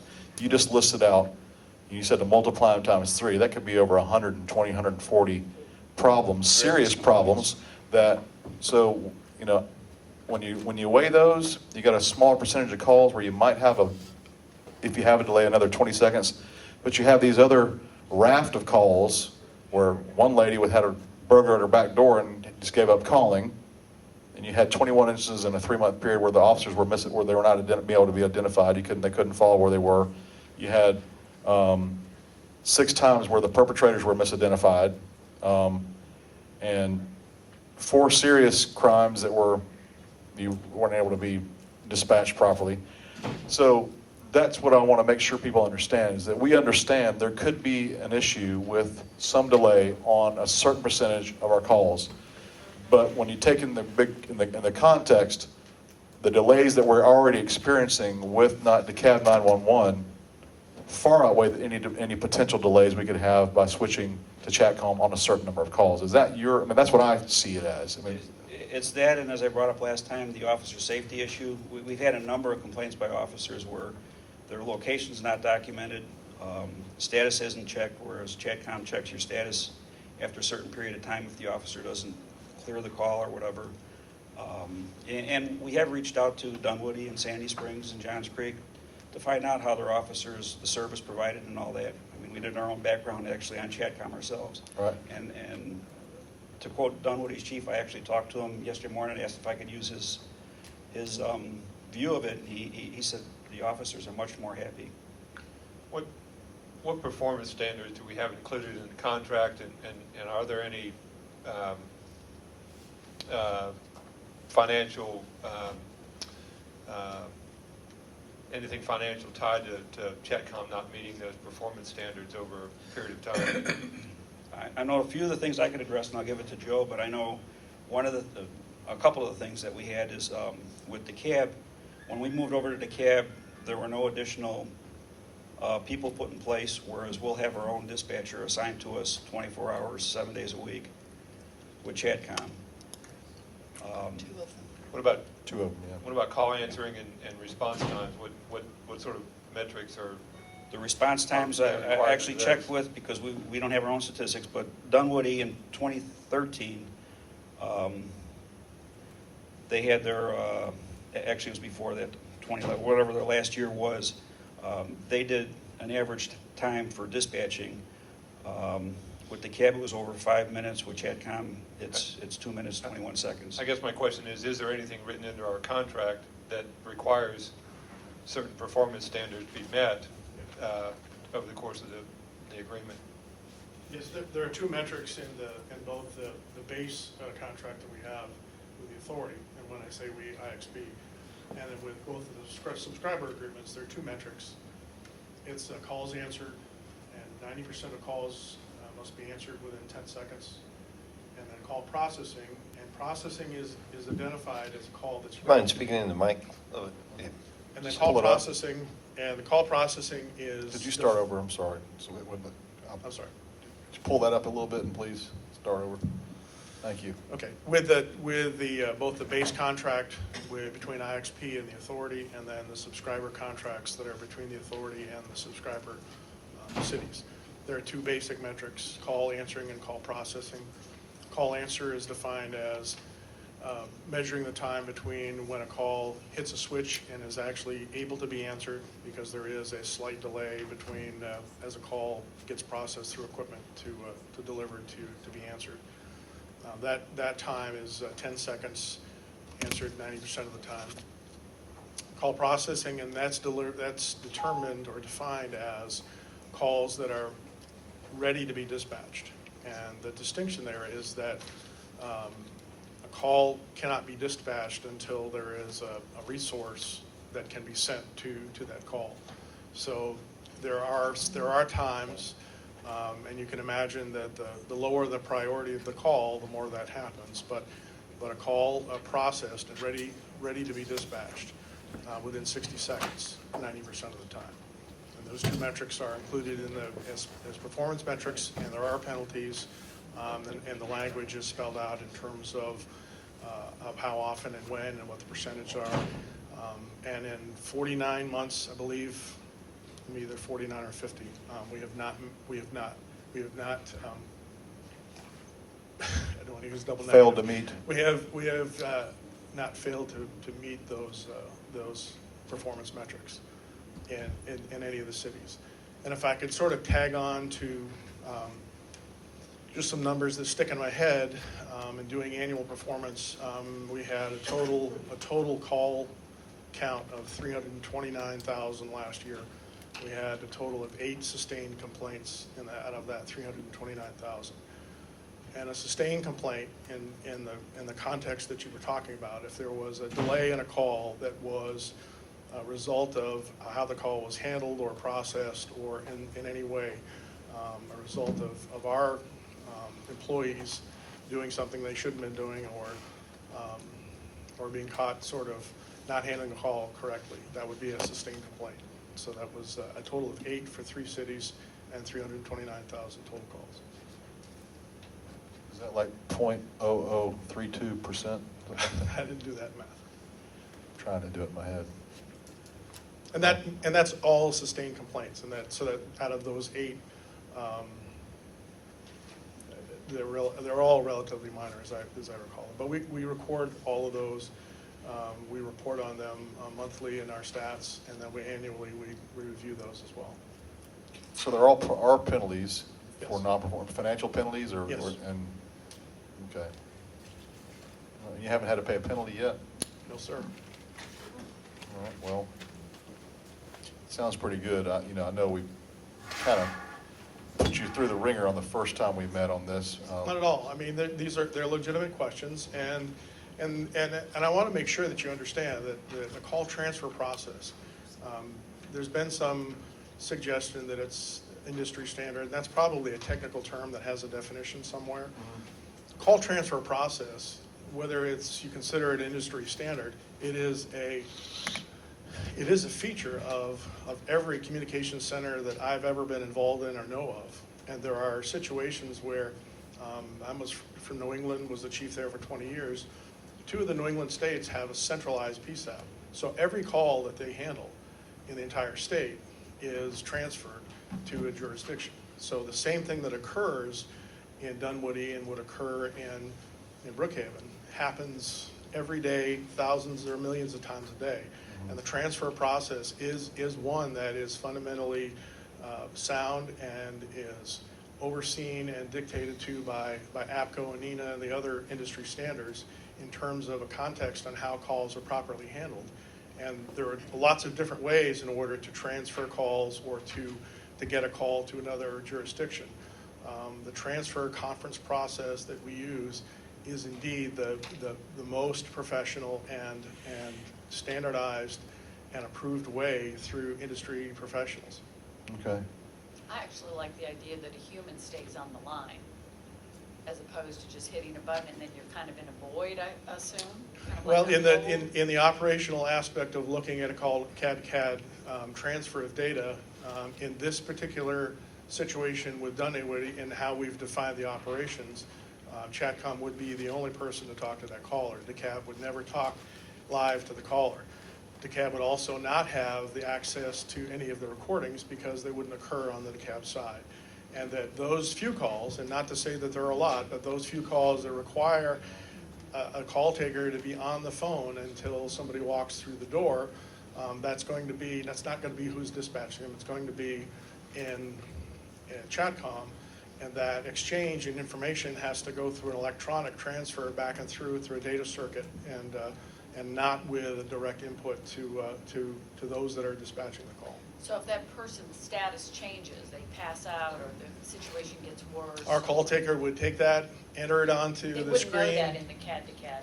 Well, it would, but it would have to get typed in, and that would have to be transferred over, and someone in DeKalb would have to see those notes and understand that the status had changed. But once your call taker takes the information and then hits send, they're done with it, right? Well, there would be an open communication until a call is closed out, so you would have an ability to update it, but again, it's got to follow the same data transfer across the circuit, make sure that it's seen and acted upon by the other party. There's not a live exchange or a live update of that call taker to call taker. Joe, I have a question I'd like to ask for clarification purposes, please. We have a lot of languages that are spoken here in the city of Brookhaven, a wide array, Yes. and I know you're using the AT&T Language line. Language line. Is that a person on staff at Chatcom, or is that No, sir. then the call is then forwarded on? It's a resource that we can access immediately, and it is immediate. Once there is obvious a language issue, we activate that language line, and they're really quite amazing. Within a few seconds, they can identify what the language is, and then there are a core. It gets routed to the appropriate interpreter, and they start that process within seconds of interpreting the call, and then the Chatcom call taker becomes part of a 3-person exchange where the questions are asked and answered and the information is obtained. And they stay on, just as they Yes. would? How many languages? On a monthly basis, we routinely use between 11 and 15. But it's, I mean, the total number through language line, I'm not even sure I know the total number. It's pretty substantial. We've yet to not exceed their ability to translate. Okay, well, that's the important part. Mhm. Yeah. All right, thank you for that.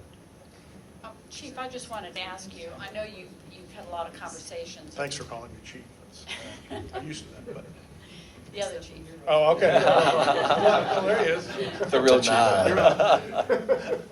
But I'll call you chief too, if you want. I know you've continued to have dialogue with the folks at DeKalb, trying to work out when there's been problems, et cetera.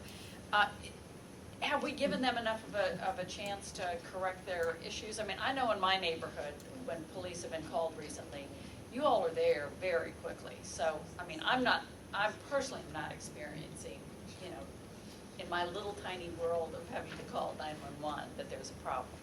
We've gone to them a number of times and tried to iron out things. I think what the problem is, well, there's a couple problems. One is they're using our North Precinct channel that we're currently on as a training ground for new dispatchers, which doesn't help at all. And the other thing is, DeKalb is a lot busier and they're overwhelmed a lot of times with their calls. One of the things I start mentioning was Chatcom's going to bring in 2 911 trunk lines for us, which bring in additional availability to answer these 911 calls. DeKalb didn't do that when we became a city. And you consider that we have anywhere from 9 to 11 officers and supervisors patrolling during any given shift. DeKalb had, 2 to 4 probably. So just the call volume, the number of stops and everything else, I think is kind of overwhelming with DeKalb right now, just because of the mere numbers that they deal with on the south end and in their central precincts. But we've tried working with them. We've actually been attending some of Chatcom's. They have what they call TAC meetings monthly, and it goes over statistics, complaints, and we didn't have that. The only time we reach out to DeKalb is when there's issues. There's a quality assurance program in place with Chatcom. Chief, again, and I want to make sure the citizenry understands. It's been very important for me from the beginning when we even considered this a few months ago, when we've been talking, Marie and I have been talking about it, as council we've been talking about it. I've been an avid follower of the alleged issues that Dunwoody had with a couple calls or one call, and that's why I wanted to have Councilman Ross come present to us, and we heard the call and we heard his criticism, his pretty narrowed criticism of what he saw with some of the issues issue with Chatcom. And again, it's something that's very important to me because we're talking about the safety of our citizens, and when they call our police or fire or EMS, they need to have confidence that they're going to get decent service and prompt service. So going into it, I was a little more skeptical, and I wanted to make sure those skepticisms were vetted and aired out, and we've done that. Again, knowing what you know about what Chatcom can offer, your observations of their center, of their your investigation that you did, your independent investigation, your conversations with police chiefs that use Chatcom, your knowledge of 911 through your extensive years of services in police work, what is your recommendation to this council as far as what we should do when it comes to our 911 service? Unequivocally move over to Chatcom. I mean, just talking to the other officers, I mean, you can check with any of our officers, their expectations and the service they've been getting. Thank you. Anybody else have any questions? The other chief. Chief two. Joe, if I understand Mr. Ross's criticisms, one of the things he's pointed out is that in the IGA, at least that Dunwoody had, the promise from Chatcom is that you would provide the same level of service for both police and fire and emergency 911 as you do for Sandy Springs and Johns Creek. And I think he's somewhat critical that in fact, because Johns Creek and Sandy Springs have their own fire department, that slight delay in repeating the information doesn't occur with them. And so, I mean, you're probably more familiar with his allegation and his criticisms than I am, but I mean, how do you respond to that? Obviously, there's a little bit of a delay with you. If you've got a separate county fire department working with us that you don't have with Sandy Springs or Johns Creek. I guess the simplest way I can answer that is that Dunwoody became a subscriber to Chatcom and a customer, if you will, of IXP on October 3rd of 2010. And since that time, we have not experienced any concern or complaint from the city of Dunwoody. And when Mr. Ross made his claims in writing and in person, I had an immediate phone call with the assistant city manager from the city of Dunwoody, who informed me that the city had no concern and no question of the service that was being provided to them by Chatcom and by IXP, and that they were totally satisfied with the services they were being provided, and they were within the contractual agreements that we had provided. So the complaint is coming from someone who is outside of that, and quite frankly, who we don't answer to. We answer to him directly as a citizen of Dunwoody, and I think our record also of providing information and answering questions from Mr. Ross has been substantial and without reservation. And so I take my lead from the city officials that I report to and work with, and that is unequivocally that they are satisfied with the service they're receiving. So there's never any hint or talk that they were not renewing their contract any of those 3 years? Not regarding those kind of complaints. Now, when you get to, agreements and contracts, that's a negotiating process Right. that takes place between the city and the authority, which is not IXP. Ron, did you have anything you want to add, or, we haven't heard from you on this. Is there anything small you might want to just say, just to get a... Or big. Or big. No, I've worked hand in hand with the chief. He's tasked me with quite a bit of doing this alongside him. We've worked side by side. I can tell you that we've spoken with officers. We've spoken with command level officers and line level officers at Dunwoody, at Sandy Springs, at Johns Creek, and unequivocally they do say that they've been very happy. And most of those officers worked somewhere else before they came to those agencies. So they have experience with other 911 centers, other PSAPs, and unequivocally they are saying that they have seen a very rapid type of dispatch coming from them. And Chief and I have pretty much exhausted Joe on trying to ask every question that we could to ensure that there wouldn't be a delay, or if there was a delay, what are the safeguards for that? And even if there, for some reason, was a delay, there are still safeguards in place for Chatcom dispatchers to do what's called EMD dispatching on a fire EMS call, to make sure that someone doesn't get left alone. That if DeKalb 911 doesn't or can't answer for some reason, they still have people walking them through the first aid process. They still have the ability to call us directly and say, hey, there's a problem with the DeKalb 911 or a fire response, but we have a medical emergency. Then once they tell us that, our police officers can go to render some immediate first aid until a fire and EMS gets there. So there are some safeguards still in place, even if there was a problem for some unknown reason. Go ahead. Well, one other thing that we failed to bring up too was, as of last week, all of our officers are AED trained with the AEDs that were provided. They're all in the trunks of the police cars. We've had conversations with Chatcom already. Just like Dunwoody, we would recommend probably that all the officers receive the CAD calls, any fire or medical emergency over the CAD system, as well as the radio. And that way we'd be aware of, what truly is an emergency, we respond to it. And chances are we would be in the area a lot quicker than the fire department would for a medical emergency. Without naming any names, from your own staff, I know that y'all have had complaints. Have you had staff that's had an opportunity, a policeman in our department had an opportunity to work under the DeKalb 911 system, and have you had any conversations with any of those, and just the rank and file of our officers? You've spoken to other line officers. Have you got any comments or any type of feedback from any of our officers? I'll answer. We have 8 officers within the Brookhaven Police Department. They came from the DeKalb County Police Department, and they've done a fantastic job for us.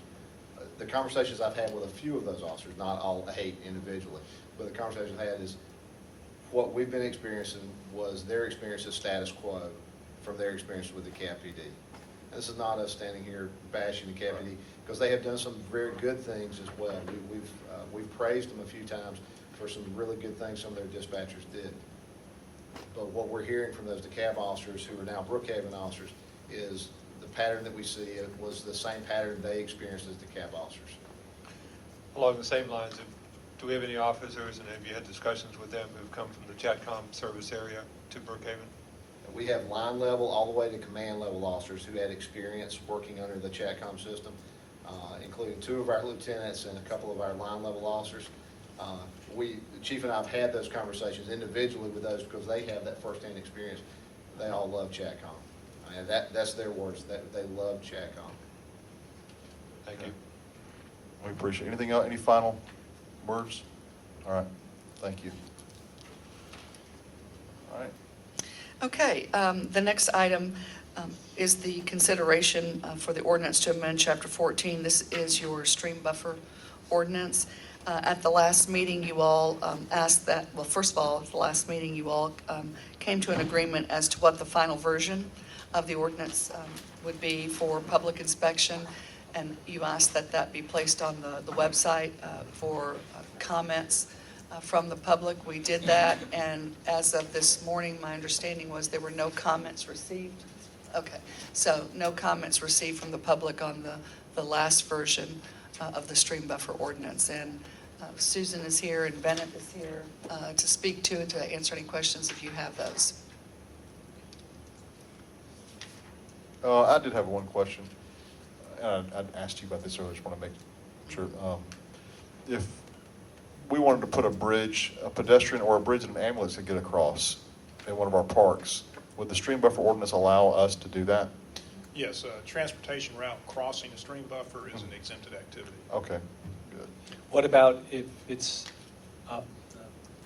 to delineate, if it's a park and you want to put a bridge across the creek, just to walk over? I would say likewise, that would Okay, be so considered a transportation route, Okay. both in the local ordinance and basically the state There- stream buffer rules Okay, will clear. allow that. There was language added specific to paths constructed by the city. We'd have to provide, certain mitigation, but they were allowed within the buffer. Excellent. Well, that's really good news that we didn't get any responses. That means that No. we were dead on. There was a lot of time, a lot of effort in that, and we should be proud of it. All right. Anything else? Thank you to staff and everybody on council that did work on this too. Marie? Yes, the next item is an ordinance of consideration of approval, adopting Chapter 16, offenses and miscellaneous provisions. City attorney has that. Okay. This has been revised since the last meeting. And note that this is replacing only Articles 1 through 5 of the ordinance. The clean air ordinance and the noise ordinance remains as is. We've included shoplifting at the request of the chief in section 16-3. There's public intoxication and public consumption.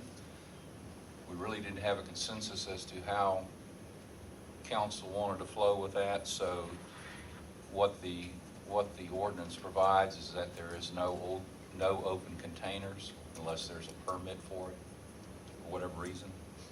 Calm down. You're please. talking at our public parks? That does not remind me of the French countryside park. Well, then, go and get a permit. Do it. I mean, it's, so unless you want to do something differently, and one of the things we have studied previously and have not really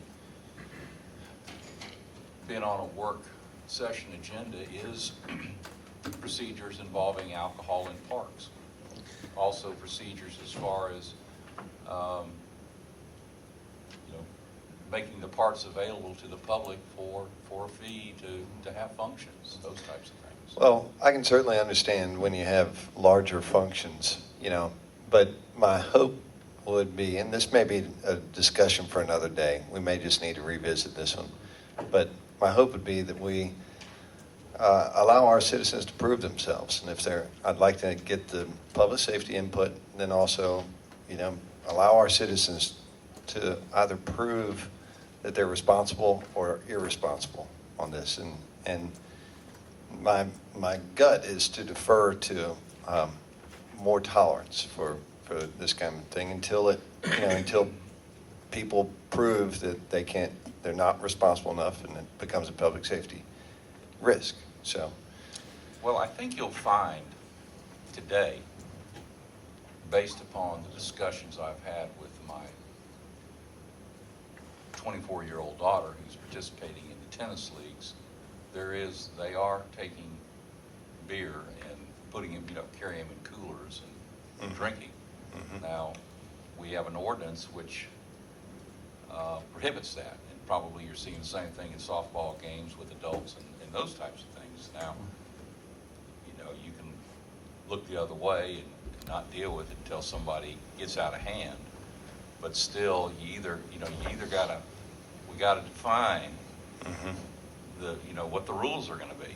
But right now, we have the rule of saying no open containers. We probably should perhaps post that, that no alcohol, other than with permit. Just so that the fact that if we do have this ordinance saying no open containers, then we've at least advised the public that it's there, and we don't get in trouble, or the city doesn't get in trouble for not, if for whatever reason they miss it. right. I think it is posted in our public parks, isn't it? As a remnant of DeKalb County.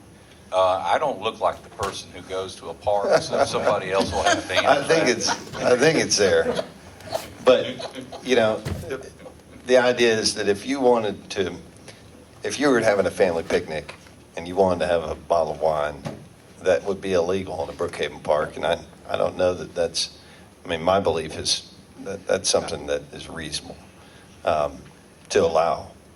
But I think that's for another, that's a discussion for another day. We need to just get into the whole, I don't know of any city park in Metro-wide where there's an open container allowed. I may be wrong, but, I don't know that we're altogether different. I understand what you're saying about let the citizens prove themselves, but unfortunately, I think we need to look a little beyond the local citizens and in this room to the greater residents, and I think that there are some issues long-term with not having some controls, or at least having the ability to provide some controls over the use of not just our parks, but all of our public facilities.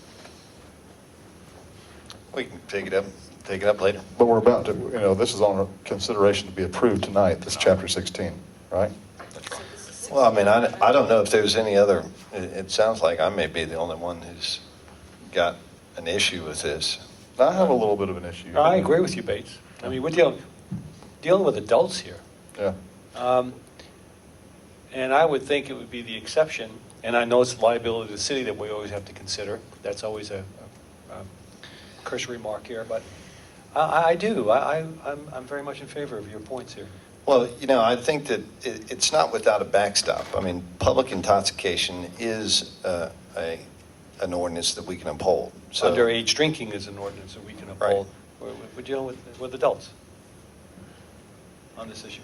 is there a way to, Does the open container extend beyond the parks to streets and sidewalks and any? Yeah, it's the entire, So it's it's the public, entire so city. so we're talking about the entire city, Yeah, we're open talking, container. including, people walking down the The sidewalks with a solo cup. Well, yeah, that's the thing. A solo cup, to me, there's some way to distinguish between a glass bottle. So that's what I don't want. I don't want to see people walking down the street with a bottle of wine or a 40 ounce or a Brown beer paper bottle. bag. To me, that's not what we want to allow at all. I agree. I think- Maybe the conversation is once we're able to purchase the parks, because right now in the ordinance, it delineates which parks are permitted to have a special permit tied to an event. So when you're the owner of the parks, you may want to revisit this and make that part of the park rules so it's not part of the city at large. And maybe in these parks right now, there are like in Blackburn Park, there's a pavilion designated. Murphy Candler, there's a pavilion dedicated, probably in the thinking of, a tennis matches going on, or there's baseball going on at Murphy Candler, and then it says Brookhaven Park. And, maybe the idea is, certainly get the input from the police department, but maybe if it is the desire and the will of the council to permit it within parks, that maybe there are certain areas. I mean, I don't see everybody getting huddled under a pavilion and, having a toast, because I don't think that's what the intent is, what's being described here. But to be on the lawn and have a picnic and, bring your own food and enjoy an afternoon, with your family. So maybe there are picnic areas that could be established as we better understand where those Well, one those thing that, designated that I- areas that I could want, that I don't want to ever have to deal with as a mayor is like on your street, when y'all have when the Killians and everybody has this Louisiana shrimp boil, and they have a keg on their driveway, and people have solo cups. And sometimes they walk across the street to your house or on the sidewalk. That'd be a crime under this ordinance, and I'm not sure I'm comfortable. I mean, I'd like to figure out a way to accommodate neighbors being with neighbors and having wine or beer Right. in a plastic cup. Want to encourage And this. if they There's a step on lot the of sidewalk, they get HOAs that arrested. get together and have a block party. Right. We want to encourage this social Right. interaction, and, and alcoholic beverages, wine and beer are a normal part of it. Well, and also as the town center in Buckhead the town center that you have at Brookhaven, also as we look at this overlay district that we're dealing with here, and it's becoming more and more pedestrian friendly, it would make sense to allow that so long as, people are doing that. The issue that sometimes occurs is in bars, they'll have their glass. For example, in the city of Atlanta, there are no go cups. Right. Okay, and where do you limit it? Clearly, I think go cups are not a good idea. Out of a commercial establishment. Yeah, more than by virtue of the fact somebody's likely going to go and get in their car and drive. Well, there are laws that cover open containers in cars and vehicles, right? Right. I mean, that's already That's prohibited right. by state statute or someone. And this 16-11, Section A prohibits public intoxication. I mean, I wonder if we could just eliminate Section B. I think that in the near future, we're going to take up permitting alcohol licenses in the parks, right? Right. So which section, Rebecca? I mean, This is 11. it's on packet Yeah, page 150. it's 11, it's section 1611B, it's on page 150 of the Oh. packet. Oh, okay. Okay, that's the ordinance that says no open containers. Right. In any public place, or as far as the public areas. So that's Right. not only going to cover your parks, that's going to cover, It's the guy All of doing, your it's the guy sidewalks and everything else. cutting his grass with a beer. Well, No, that's that's- Oh, it doesn't cover that. Sidewalk. That's private property. I'm on a sidewalk, is not. You cutting grass on the sidewalk? Well, Is that Well, You have public grass on both intoxication? sides. what is your pleasure? I mean, do you want? Drinking. Yeah, well, I like Rebecca's idea, you should we eliminate, have drinking permitted here in the council meeting? I just don't want Well, I to be mean, either. You can think we can bring guns in here now, so. Spe- Yeah. if we vote for it. Speaking Yeah. of which. Speaking of which, are we going to have a security point at the entrance to the Yeah. new city hall? Well- Well, we're looking at that and looking at metal detectors. Yeah, I mean, we've essentially have one door into the, one public door, so. I think Rebecca's suggestion to eliminate section 1611B would solve the problem. Well, it would. Temporarily. I mean, until we got to a place where, if public safety says this is something we need to revisit, or if we find the citizens are not responsible. I'd want to, the only restriction I would say, rather than eliminating the whole thing, is just saying you can't have a glass container. Yeah, I agree. And I I mean, don't you got- like the idea of to-go cups coming out of commercial places. I mean, I don't want to turn Dresden Drive into, what's the New Orleans, Mardi Gras. Bourbon Street. Yeah, I don't. Have one of those places, we can get the Yeah. pink pony to have one of those legs. Yeah. Well, That's on Bourbon Street. We could have a Well, they've already drive-through got the margarita pony stand like that. Moving right on. Ray, you have any opinion on this? Do you have any concern? Do you have any thoughts on this or concerns as the Parks Director? Yes, sir. I do. You want to Sure. come up and share them with us?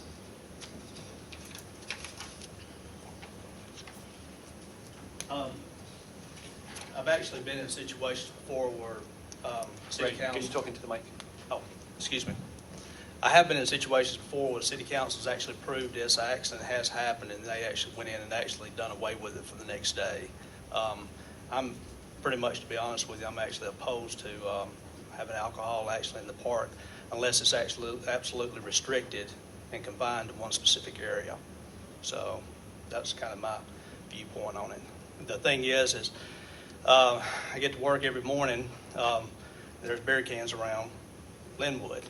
You know, one thing that was embarrassing last week when kickball was actually happening down on the ball fields low, I was walking down to meet all the teams and everything too. Lo and behold, in the pine tree areas, there's 6 Old Milwaukee cans, and you know, went back the next day, 6 more Old Milwaukee cans. I picked them up and put them away. So Well, it's that's a just- crime too, though. Yeah. I mean, it's littering.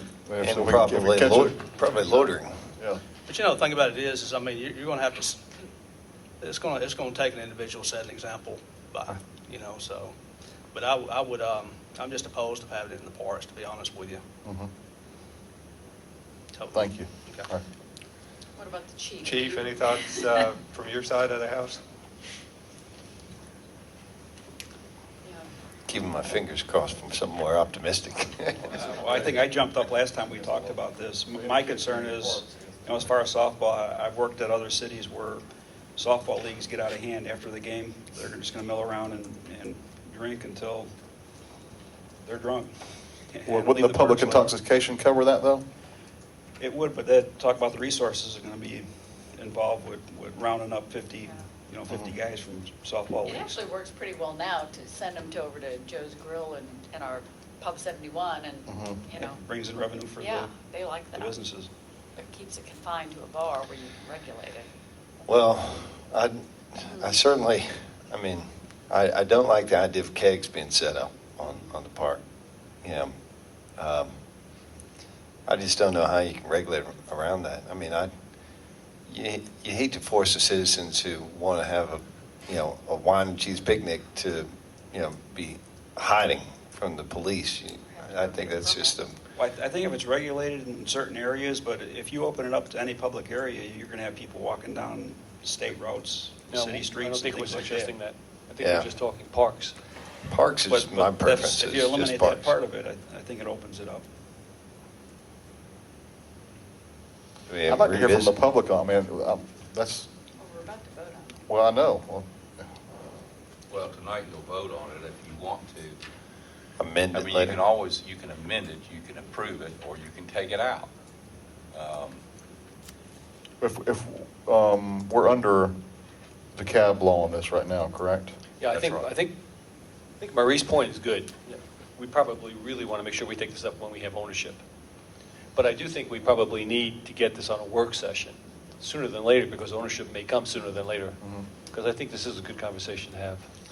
Yeah, I'm good with that.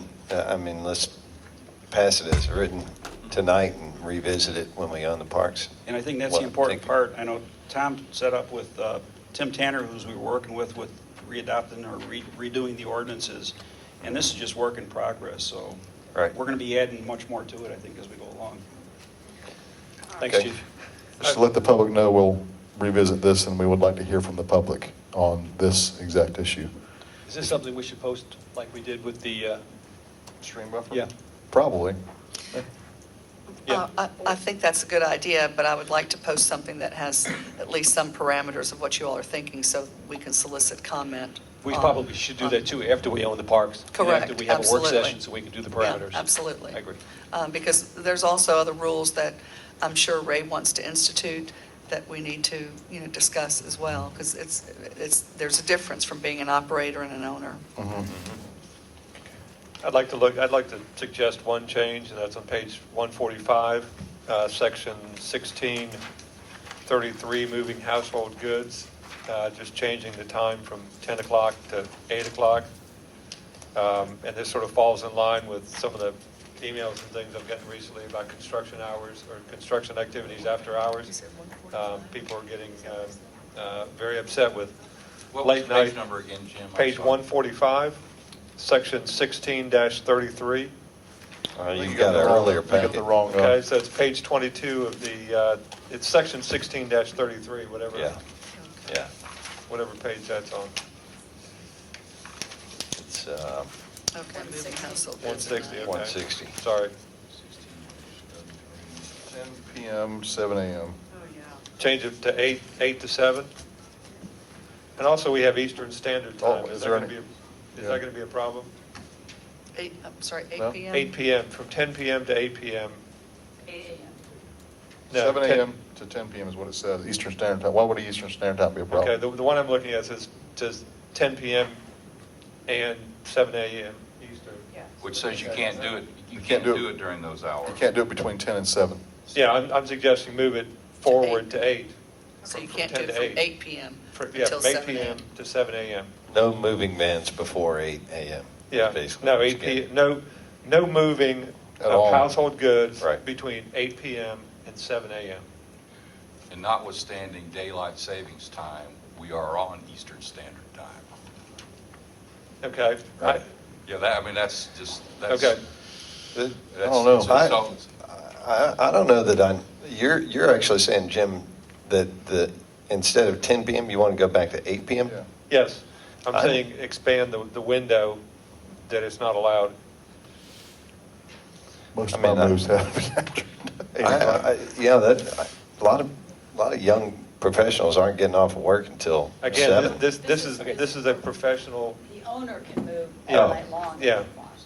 Oh, this is, other than the owner of household goods and furnishes, So this is a moving Okay. company. yeah, this Yeah. is a moving company. Okay. Professional Okay, company. right, okay. I didn't catch that. That makes a part. difference. I was thinking it was saying the Yeah, owner we- couldn't do Yeah, it. I was thinking, do we really need to So legislate that- this? I mean, so the- but since you're talking about The commercial. 18-wheeler Mayflower pulling up at 10 o'clock at night, or Exactly. I got you. Exactly. This is commercial moving, not. I think that's a good Joe, idea. It's pickup Yeah. truck. Okay, yeah, I like that. fine. Okay. All right, when it's brought before the council for a vote, then we'll have to propose the amendment. Oh, hold us the thing, unintended consequences before we jump on that. Is our Brookhaven residents going to pay a higher price because we have this ordinance that says they can't be there after 8 o'clock and it's, 8:30, they're going to get fined, and you're going to move to Brookhaven, we charge you a surcharge because of this, you can't do anything after 8, We've got similar hours for contractors working in the area, and I'm sure that adds, right? I mean, I think that's pretty much around the metro area though, isn't it? Contractor hours. again, you're not going to be charged extra, having worked many summers and a lot of school breaks for a moving company. You're not going to get charged extra. Well, where did this time frame come from, Tom? Was it just some standard? I think we have been working through that. At first, it applied to all movements of goods, then we limited it to commercial.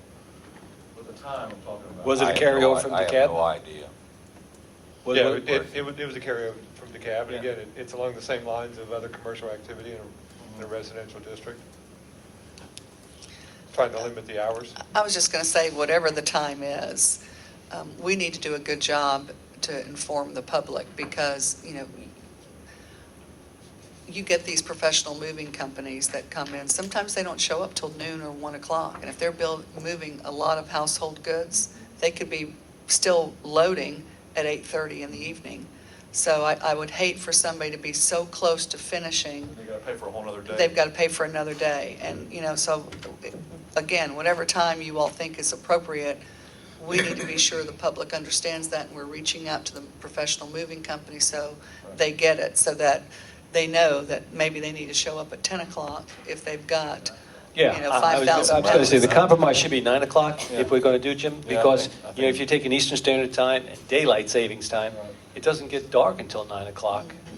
you know, that would be the outside parameter. In wintertime, of course, it's going to be dark, but you got yourself covered, I think, at two ends. You know, I agree. I agree. That's fine. There has been recently a rash of emails from residents. It's not about moving trucks though, is it? It's about commercial activities in Right. the residential district Right. after hours. Yeah. Unloading trucks Right. all hours. That's specially permanent. But yeah, we're going to talk about those in a little bit though, I think, right, aren't we? About the construction nonsense that's going on. It's happened to me before too. I don't know. All right, so what do we like, 8 or 9? I say 9, but I'm leaning, I think 9 is a reasonable compromise.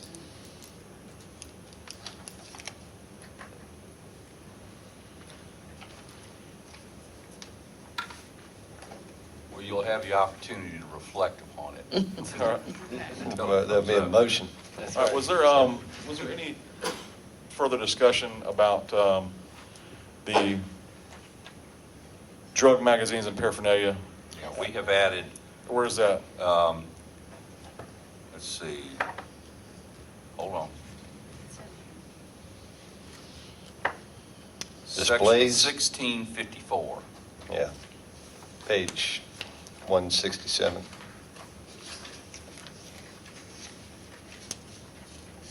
Displays? There we go. That's one of them, but it's in here twice. Yeah, well, this is the one on the magazine. If you look for the one on This new section 1654 is new. Okay. Now, It does with- whether or not it's constitutional, that's another issue, but the rule's the rule until somebody tells us differently. Okay. That looks pretty benign. I mean, that's not, it just says Any area accessible to minors. Yeah. And placing it in an accessible area, that Right, doesn't mean. right. They can't have it. It They just means can't they have have it. But the same with pornography too, I guess? Or no? Or there's already rules on that? We already have an ordinance on that, Where is that, do you know?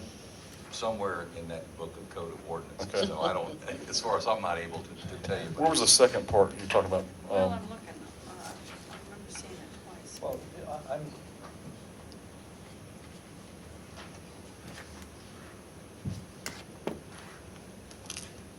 What about, What- not just handbills, why not the actual devices? I'm sorry?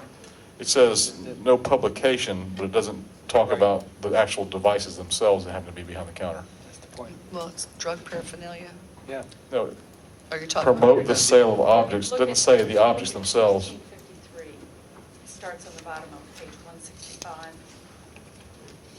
Transactions in drug-related paraphernalia within the city.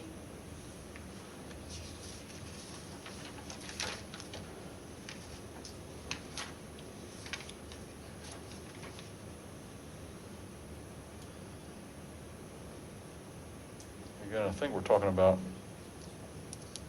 So there makes all that over. promoting the sale. What we're doing is moving the magazines. Right, but there's the cases with the bongs and the pipes. Well, it makes it unlawful to distribute or possess with intent to distribute anything that has to do with injecting, ingesting, inhaling, or otherwise introducing into the human body marijuana or a controlled substance. Okay, hold on. So your issue is this, is that the bongs can be used for. But it says advertisement. Can be used for tobacco. See, and so that's the key word, I know. A. Right, I'm looking at B. Looking at B. Right, A. To sell, To sell, Propagate. rent, lease, give, otherwise exchange, distribute or possess with the intent to distribute any object or materials of any kind which such person intends to be used for the purpose of planting, cultivating, Well, ingesting, inhaling, or otherwise introducing into the human body marijuana or Right. a controlled substance. Well, that's the constitutional issue I think that we're talking about. That's why I don't know that we can say they can't sell those pipes. That's why I think the language that those things, if they're going to sell those things, have to be behind, same thing, same language used for the 1654. That's where I think we get Because those things, I mean, there's that store on Beaufort Highway that's allowed to sell that stuff, but they have an 18-year-old rule and a behind-the-counter rule. So my mind is that I don't think we can ban these things. I think we can regulate where they are accessible to minors.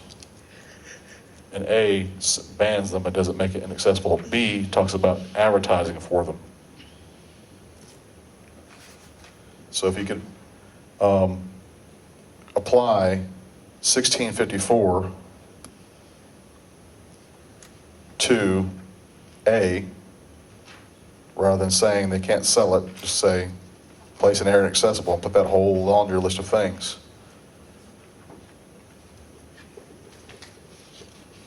Because I'm pretty sure there's litigation on whether you can sell those things or not. But obviously, I think you can regulate the manner in which they're presented to minors.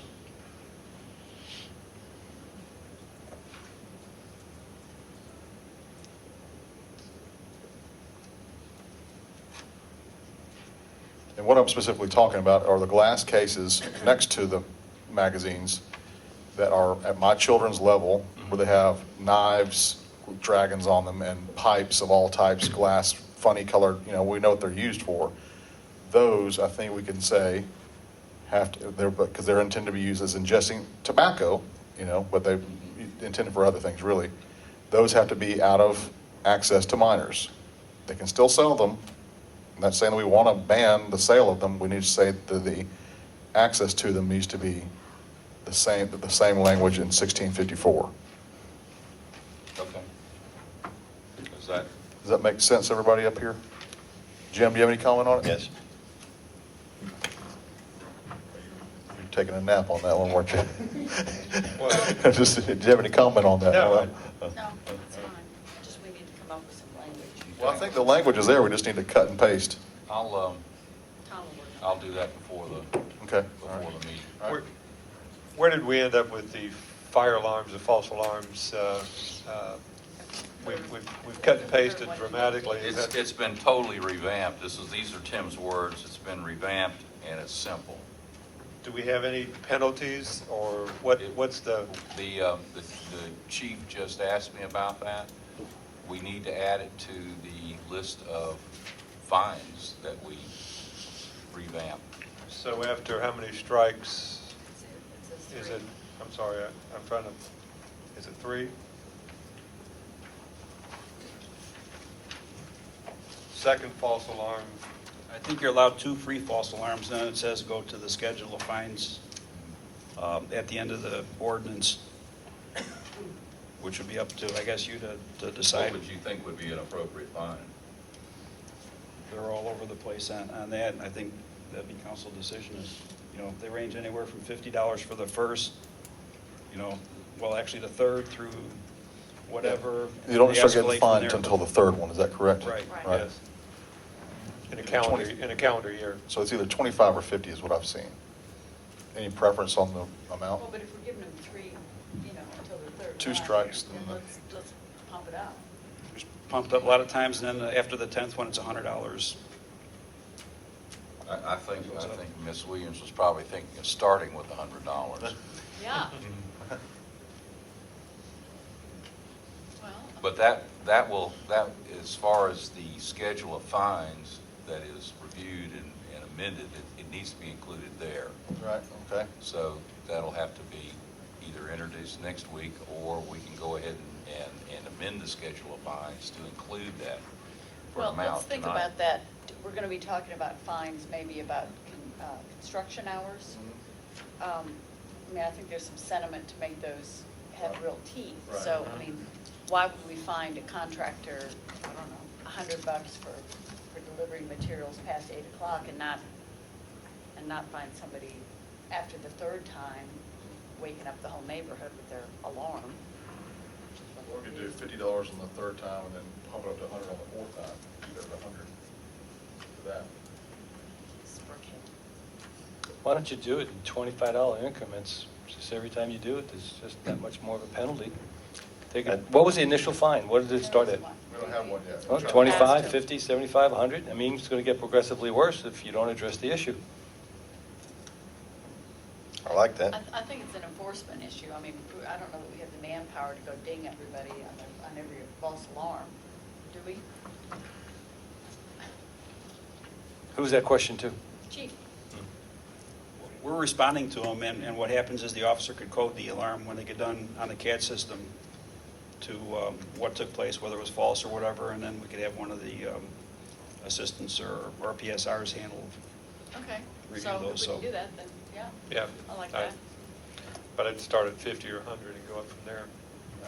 I'd say 50 and then 100 at the fourth. I Yeah. just have a, you get punished when you do third time, and then I just don't want to hit somebody that hard the very first time when the fine kicks in. See, most of them, the officer would actually issue the ticket. If somebody's at home, he would issue it right away. Or if not, he'd have to deliver it later. Okay, how about one free pass and then $50 No. for the second? Oh, No, Joe's shaking three. his head. I don't. Three, Third. start fining at 50 Yeah. for three, and then the fourth, I think, should be 100. Yeah, because, I mean, you've got people, training animals, trying to work it out. They might have to get the crew to come out twice. I mean, I've had issues where So if I, within a short period of time, you get 3 false alarms before you fix it and figure it out with your alarm company, how to get it right. the whole objective of this is to make sure that we're not having assets inappropriately allocated. Right. Okay, so, errors do happen, things happen, we need to be able to account for that in a reasonable way. And I think the way it's stated, 2 times, and then, hey, you've had two times to correct this, and start off. I don't think that you should say, okay, you're going to prison for 7 years after 2 times. But if it's 3 or 4, it gets up to 5. Hey, you're not addressing the issue here. So what are you suggesting? as a I'm fine? suggesting 2 times a pass. First time, 25, 50, 100. And it stays at 100? No, you get above 5, then I think you need to kick it in. 200? Yeah, that's when you're allocating assets inappropriately. All right. We don't Over need what to period of decide time? that today. We don't? Well. Oh, in a only calendar if you year. want to. I mean, you In a can. calendar I mean, year. We Let's can, do it. Let's decide. we can Okay, amend, fine. we can amend the agenda to include that. Okay. Do you want to do that, or do you Yeah, want let's to get think it over about with. it? I mean, I don't want, nobody's going to run up to 3 by the next meeting.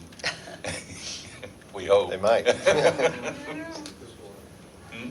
I kind of agree with Joe's scheme, and I think. I like that. First 2, 25.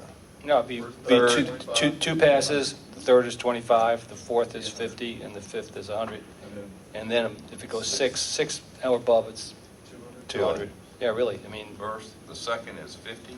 That's within a 12-month the number period. the third offense is 25, the fourth offense is 50, the fifth offense is 100, and then 6 and above, you don't get a get-out-of-jail-free card. $200, Within a 12-month period. yeah, calendar year. Marie, do you have any comment on that? Or calendar year, Calendar. whichever way is easier to. Marie took the deep breath and looked down. Calendar year. I think $25 for a first offense at the third time for the officer going out there is a little low. I don't think you think start there's at enough 50? incentive. Yeah, I think it should be a minimum of 50. There's not enough incentive. Yeah, so 50, 75, 100. 50, 75, 100? 50/50. Yeah. 50, 50, 100? It took me 3 times when I trained my dog You're to a get my violator. to get my alarm company. So your dog Well, no, So your well, dog- yes, I was at work, so, I didn't get the call. I think this was before I had cell phone, so. Why don't you do this, if I could suggest? Why don't you give them 3 free passes? There you It go. takes care of trying to get the alarm company to get it right. Then you start with the 50. And then on the fourth one, it should be a little bit higher than 50. 75, Keep it 75. fifth one, 100, Sixth, sixth one, 200. 200, Yeah, okay, I like in that. a year. Okay. just remember, when that alarm goes off, the officer's responding thinking something's wrong. So Right. it's taking somebody off the road. Right, okay. Got it, Tom? Tom wouldn't even That listen. upon the fourth false alarm. Okay. And I've got it. Subject Is it Christmas. 50, 50, 100, 200, or is it 50? No, 75, 100, 200. Yeah, 75. 50, 75, 100, On 200. the fourth one, 75, the fifth one, $100. Well, no, that's, yeah, the fourth one is 50 or fourth one is 75. 75. Now that we've got we got three passes now. Yeah. We got Three three passes. passes, just like it's written. Okay, so 50, 75, 100, 200. Right. Subject to holiday hours where we're going to turn that. All right, next. All right, well, let's see, the urban camping, this is in this ordinance. The one thing that has been added is the. Where is it? It's in section 1621. Do you know what page that is, Tom? That is 152? Yeah, 152. That's been adopted. Now, the one thing that was added that was put in, that was not in any of the forms was, I call it the private home urban camping. What's that? Like when a kid goes out in the back Well, with it a says- tent? Look at number 1621D, private property. 1621B is city D. parks, green space. I'm sorry, D. D. D is in David. It shall be unlawful for any property owner to permit more than 5 persons, which is, we came up with the 5, you may want it different, to camp or store personal property on any parcel of his, her, or its property. And that came about early on in our discussions of this chapter about people, allowing people to camp out in their backyard. Is this a Really? problem? I never heard Well, that. Well, I did that when I was a kid, with my friends. Tom, this is private property. I mean, well, this was, Where did we hear that? I heard about it from this council, concerned about people, putting up homeless people in their backyard. Who said that? I've never heard of that. You said that? I didn't dream it. Maybe in Valdosta. I didn't dream it. This was not in the model ordinance that was originally presented. So I will take it out, okay? Yeah, if I wanted to have my Girl Scout troop camp in my backyard, this is my. So, private property, Do whatever you want. well, let's think that through. You've got places like Salvation Army.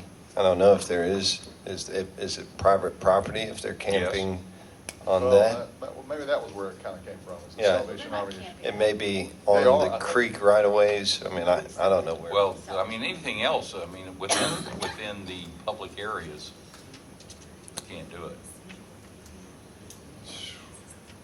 Let's get rid So, of it. shall we just take that out? I come down on property rights. Yeah, let's just take that out, and if we need to, if there's some kind of, we'll address it again if we need to. So we'll still have some kind of urban camping ordinance. It just doesn't apply to private property. Right. Right. Then I agree with that. I'll okay with that. City, Tom, on B, city parks and green spaces, should there be a slash between city parks and green spaces? Or hyphen, or like a, Sure. okay, or a comma or something?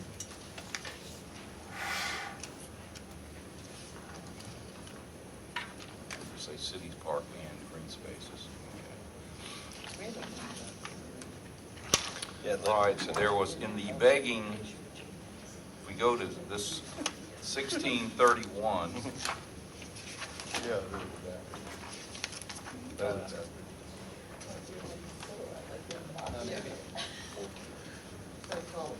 so this is on page, page 159. Begging and soliciting.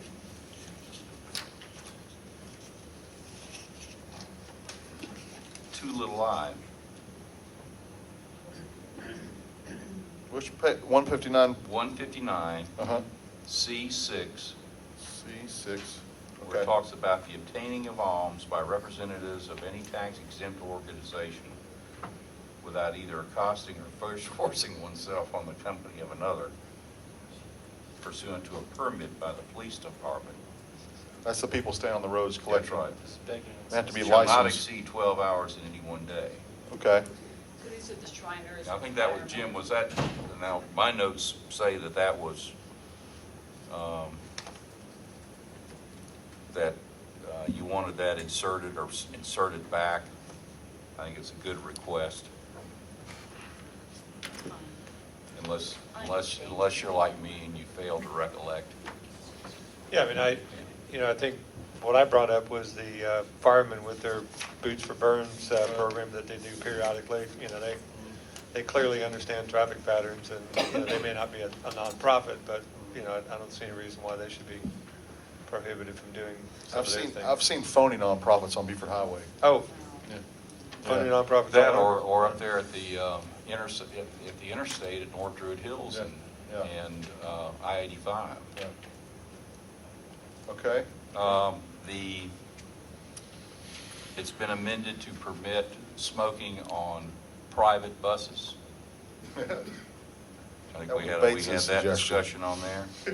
And, No, I think we agreed with that. If they want to have a smoke bus, that's fine. yes. Right. Cigar And that's, aficionado. that's it. All right. All right, so what I have is, if we look at forms of amendments to this, I have a question. Do we have anything on littering in here? yes. Was it under is, 16? I'm trying to think where littering is. We need to I get thought the that littering was in over a there to the, separate- Is it under a Maybe different separate. chapter? we need to start enforcing that over at Linwood It's in Park. chapter 22 22. or Ray. 23. Yeah, it's That- in a It's in a separate. separate Okay, place. thank you. I'm sorry. Does it mention specifically Milwaukee's Best cans? Well, my grandmother always said, if you're going to drink, drink good. So somebody's hadn't picked up on that. Probably teenagers. Ray's just waiting to get invited. All right, thank you. So where are we now? We're on, Okay, we're on number 4. well, wow, somebody really wanted to move on there. We're at Resolution 2014-03-01. This is the consideration of entering into an agreement with Todd Fisher, Joyce Gurman, Todd Verino, Larry Cook, and Maxine Robinson. Tom, could you comment on that? Could you just, the city did not file a lawsuit against citizens, correct? There was a declaratory. That's right. All right, okay. That's right. And there was- And what the city did file was a cross petition to their petition. Just the timing of it is that the cross petition was filed before their petition. Right.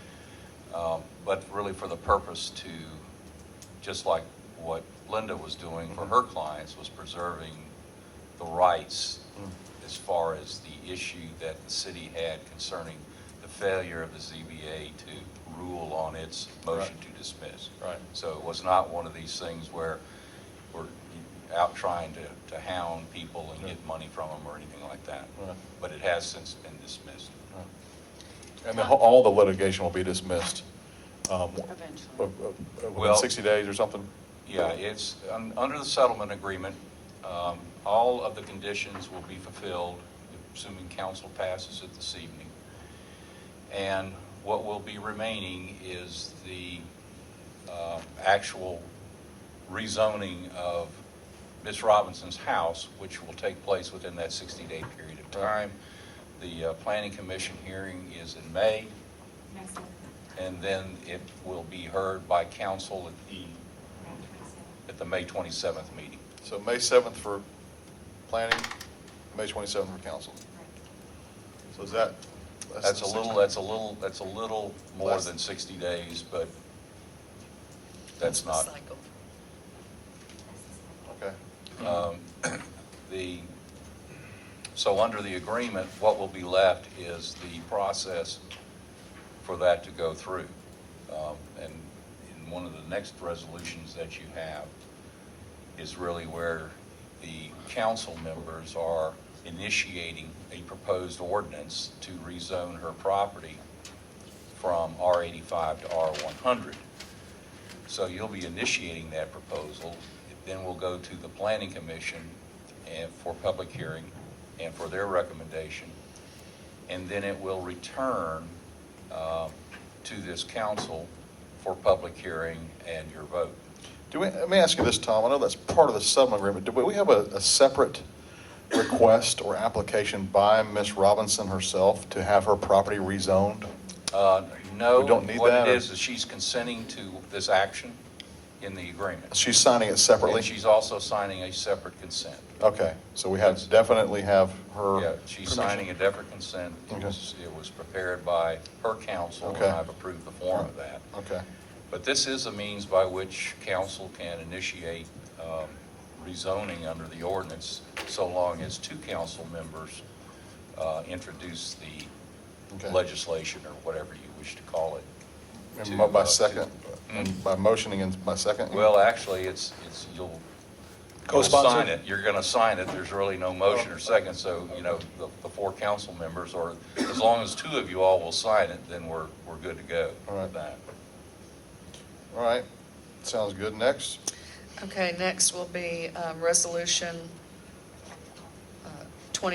2014-0302, consideration of adopting an administrative confirmation procedures for Ashford Park. This is all part of the settlement as well.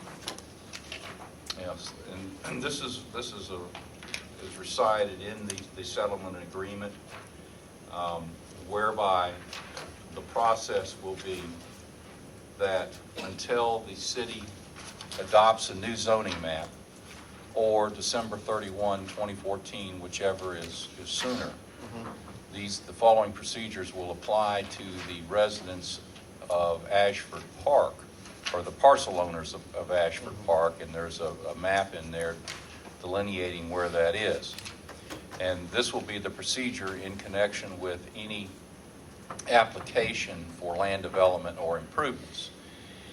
That applicant will go to DeKalb County, to the zoning administrator, and request a certified copy of 3 lots. One, and this only applies to residential lots, by the way. One, the lot for which the applicant chooses to develop or build, and 2, each lot on each side of that. It's part of the application that will be brought to the city. If, for whatever reason, those zoning districts, as certified by DeKalb County as having been the zoning districts, are different than what's on the city's zoning map, then the applicant will agree that the conditions relating to the zoning district as determined by DeKalb County will apply. Whether it is set yard, average set yard, backyard averaging, if there's a change in the zoning district, then whatever the conditions of that zoning district will apply.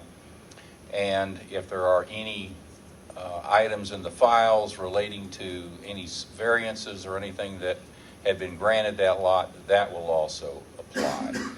So the gist of it is that if there's a difference, and there has to be a difference, then the DeKalb County zoning map, it won't trump our zoning map, but what it will require is that the applicant agree to the conditions associated with that zoning map. Okay.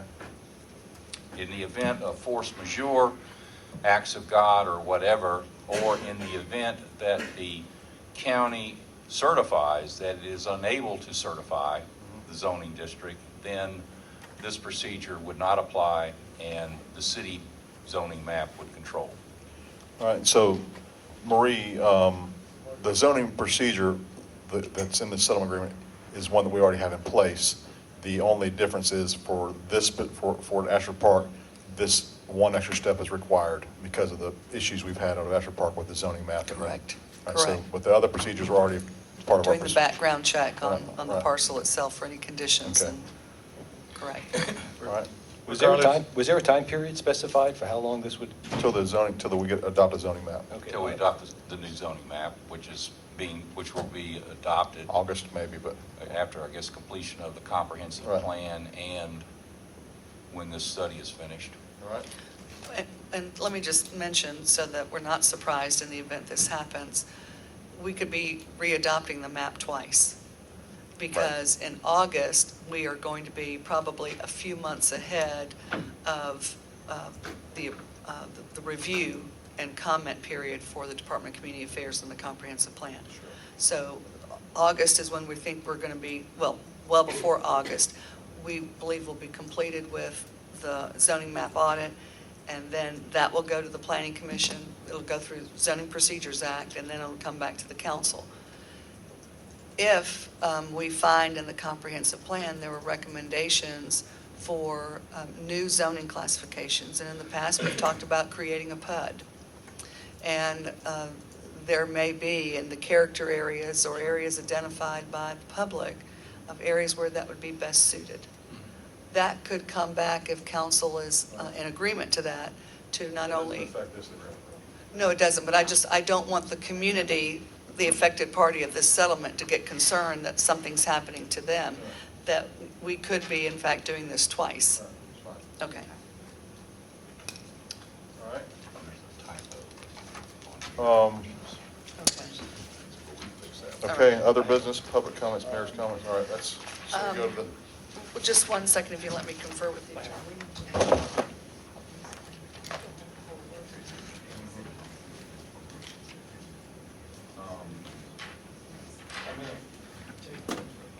okay. We'll suspend for 2 minutes. Suspend the hearing for 2 minutes, or the work session for 2 minutes. I'm sorry? We're going to suspend the work session for 2 excuse me. minutes. Okay. I will. All right, we're going to power through this. I want to be done with this in 28 minutes. So we have to, I'm not kidding. Oh, I can do it. All right, let's do it. So, Okay, I need, under other business, if you don't mind, I do want to ask you to amend the agenda under new business, item number 7, which would be this consideration of approval of the City Hall lease at 4362 Peachtree Road. this will be on the regular meeting? On the regular agenda, yes. You have that in your packet at your table. Just a couple of things. You'll recall that this was originally authorized by the Finance Corporation to enter into a 5-year lease. That's no longer the case in discussing this with the landlord. The landlord would like us to have a 5-year lease, but with 1-year annual renewals. And we're very fine with that. We're good with that. Okay. All right. There is a couple of tweaks. They're very, very minor. They're coming from Delta Life, and I just have one so far, but this is on the level of what the tweaks are.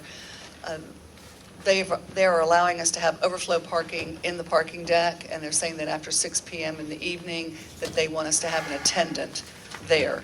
So when we have night meetings, and usually we have a police officer available, and this is just for safety. They've had some issues in the past with some of their own employees leaving late at night, and that's the reason why there's a gate now to enter into the parking deck. So they just, for safety purposes, they want to be sure that we have an attendant available to be sure people leave the building, the parking deck. So that's on the lines So of. you want to of the- defer this, is that right? No, I don't. I'd Supposed to add it to I'd the like agenda. you all Oh, I got to you. understand that that's the level of refinement Right. to the lease, and we're asking that you consider approving this, because remember, it was the Finance Corporation that did this, and now this is going to She be the just wants it council. approved with those caveats. That's what, I think that's what we're going to do, all right?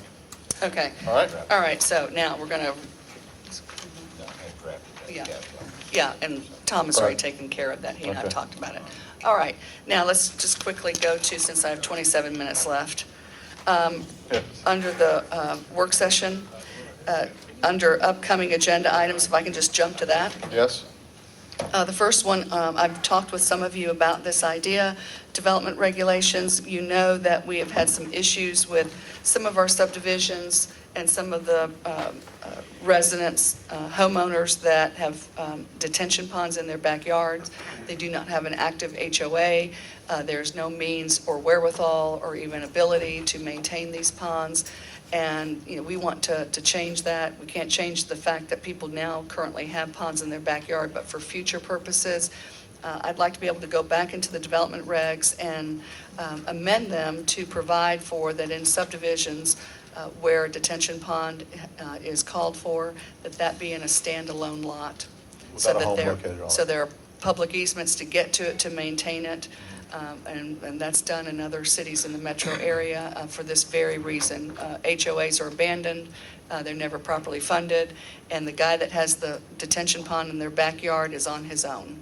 And so This will prevent that. Yes. I might want to add, just in case that standalone lot still may be landlocked, you want to make sure you have a guaranteed easement. We would have to have, all lots have to have a certain amount of frontage on a public Is street. there any way to still obtain an easement right with a pond that is on private property? Yes, the property owner has to grant it, but if they have a mortgage on the property, the mortgage company has to release it. Right. And then it becomes an encumbrance. So the property owner has to notify the mortgage company because there's a lien on the property because there's a mortgage. So Right. the lien holder has to release the Right. public easement. But if the lien holder doesn't agree, what happens then? Well, we have some very long conversations I mean, that have to incur. this is watershed management, and we as a city must have the right to be able to make sure that it's being You're maintained. talking about condemnation or something. Well, you could condemn it, but be careful of that, because then you're saying you want to maintain it. And this Right. is part of my conversations with the county Right. on what they're sending over to us to maintain. Or taking for an easement?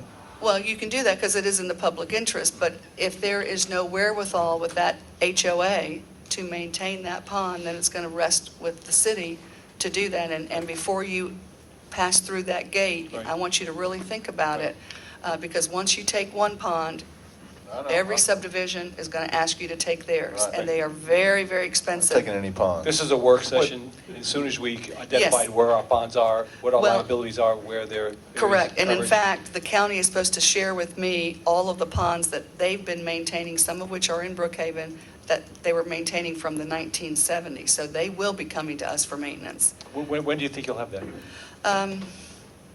Well, I'm hoping I have that by this week. Zach Williams owes it to me. Right, I and thought he was going to give it to you on Monday. He was, and I don't have it all. Okay. As a practical matter, in looking at the, the land development activities and the lack of consideration of the stormwater and the drainage facilities, it's sort of ironic that the county didn't have better procedures Right. in dealing with this. But I guess getting to your question about bank and a mortgage, a lender, my experience has always been a lender would have no issue with releasing its mortgage, or as far as releasing its security interest in that area to allow the easement to continue in the event of foreclosure, because it recognizes that it improves their position. Exactly. So, All right. Okay. All right, thank you. Just go ahead and Okay. log along with that one. All right, I'm also recommending to you that we'd like to come back with a text amendment to our apartment inspection ordinance. You know that we are inspecting the grounds right now for the International Property Maintenance Code. We require, pursuant to receiving a business license, that the owner, the landlord, must show evidence that they have inspected 33% of their units and that they all are meeting code, so they sign a statement to that fact. I'd like to amend the ordinance because we found that that's not the case.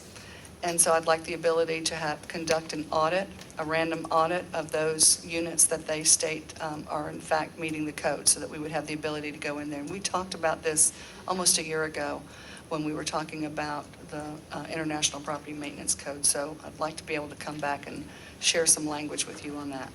All right. One other item, and I think we've touched on a little bit, is, and I don't know whether this is the appropriate time, the work hours. And, Yes. I'd like to look at reviewing and amending our text as it relates to work hours for construction sites to not only require signage, but also come up with some provisions to provide some real teeth for violators, so that, first offense, they get a slap on the wrist. After that, they begin paying fines. The general contractor, whoever the applicant is for that permit, is responsible for making sure, I don't know about other council members, but this has become almost a daily occurrence Right. in And we National Park post and it, Green Valley. it's posted on the property. Yeah, but I think more importantly, not only post it, but also we need to have some real, fines that go up and are the responsibility of the general contractor or the applicant, whoever it is that's responsible for the. Jim, for the permit. we adopted the cabs ordinance on this. Do they have a fine schedule, obviously? No, No? there's work hours, but I'm not aware that it's tied to a fine. So It's just a ticket. You can get a ticket for it, right? Just, it may be disturbing the peace, I don't know. You know, Right. I mean, I saw one of our officers stop at a house up the street Sunday morning, up the street from me, and you know, stop a group that was working on the roof. And so right now, that's the only real enforcement we have. I don't know whether he wrote a citation or whether he gave him a warning, but. Yeah, I think that there were, I mean, I know there's some probably, Tom, there's probably some model ordinances around, but it's a concern that I've experienced. You know, I had a guy drop off at 5 o'clock in the morning on a school morning, you know, loads of sod at one of my neighbor's houses, and the truck, and it woke everybody in my family up. They didn't know what it was. It was scary, and it's just you know, we need, I agree with Jim, and I think we need some teeth in our ordinances to stop off-hour work. When somebody muddies up the street because their silt fence isn't properly installed or they haven't maintained it, you got to have some teeth on that, and other, you know, nuisance type. Well, I'd like to add dumpsters in the street. It's my understanding dumpsters are not supposed to be in a public street. But you see them all the time. I know I see them in my neighborhood, and I think they're a real hazard and, you know, safety problem Yeah, too. especially if there's no reflectors on them. Oh, yeah. Is there, Okay, I'll add that to the list. Is there an ordinance on dumpsters in the street? Because you might have some instances where that's the only option, but there should be a time limit, and there maybe should have to be The reflectors. ordinance says it's- There is, under our ordinances, and they actually have to get a permit from Public Works Department, and the permit does require that they have reflectors and a 30-day time limit for the dumpster. And it also, we look to make sure that there's a valid reason. It's not they want to put it on the street just to put it on the street. Now, we have, and we are working with the code enforcement folks. We do get reports of dumpsters that are not permitted, Not reflected. that are not reflected, and we are working with our code enforcement, and they are issuing citations on that, so. Okay, so they've already covered on that? But I'd like to see that time limit reduced to, you know, a week or 10 days or something. I mean, For a 30 dumpster? days, yeah, the reason they put a dumpster in the street is if they're, for instance, doing yard cleanup and they're hauling debris and Driveway. yeah, or they're redoing a driveway. I mean, that's a one-day event. Right. You know, an ongoing construction dumpster needs to be on the property if they're, you know, if this isn't in place, but the driveway one is situations where, as Richard said, they truly have a reason. It's a driveway, or they're redoing the front yard, and they're, you know, they can't put it in the yard. So yeah, so that's usually a you know, week to 10 day event. That's not a 30-day event. What about those ones you buy at Home Depot? The one- iPods, the eyes. Yeah, No. the bag, Big yeah, baggies. the bagger, yeah. Baggies. I mean, those usually go in a driveway. I mean, Right, the but you don't ones need a I've seen- permit for those, right? I'm sorry? You don't need a permit for those. As long as No. they're in the driveway, as long as, if they're on the street, You gotta. they're not allowed Yeah. on the street, but as long as they're in the driveway, there's no permit for Yeah, those. most of those I've seen people roll them, put them at the end of the driveway.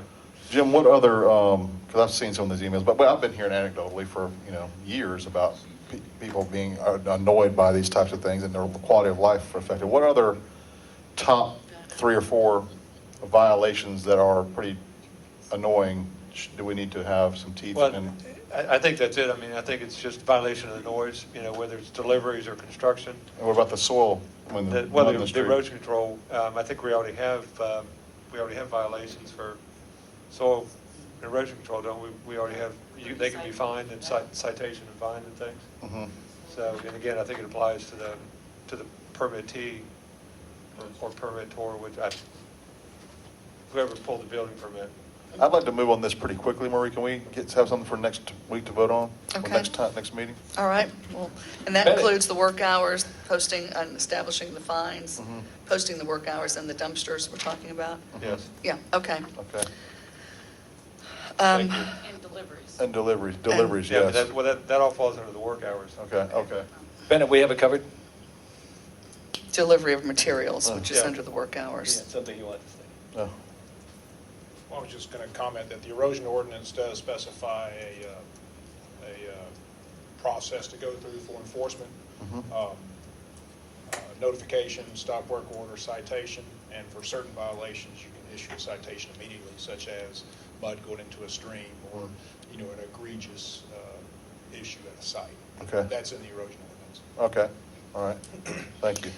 Okay, on the development regulations and the text to the apartment ordinance, I was hoping that we could take a little bit more time than next meeting, but we'll work towards that. But the others regarding the work hours, et cetera, All right. we'll have that for you, all right? All right. Okay, under other business, there are 4 items, and I have 15 minutes left. So you're not going to be able to get through all 4 of these. I can tell you, though, and I'll quickly say it in 10 seconds, on item number 2, I did notify you all that House Bill 1136 did pass Okay. on the last day of the session. So I'll be getting back with you after the governor signs that bill. We do need to talk more about that because there'll need to be an appointment and a creation of a committee on advocating for the referendum for purposes of the redevelopment law, but we'll get into more detail there. But the good news is it did pass, and we are now enabled to have a referendum in November. The 3 remaining items, 2 of them belong to Public Works, and the other belongs to the chief. So if you want to hold till time, you might want to decide which one you want to hear first. We've already heard from the chief a lot today, haven't we? All right, well, okay. Then the last 2 items are Richard, sidewalk and paving We gotta have update, and this is the alcohol. Right. Richard, can you do it quickly? You might be able to I get, can- go for it. Yeah. I can do my part quickly, and if we have got time, more time. we can. Go for it. And I put up, during the break, I put some handouts up in front of you. First thing on the update on the paving, the 2013 paving that you approved last year, confirmed it with the contractor again this afternoon that they are going to be mobilizing tomorrow to start that work tomorrow.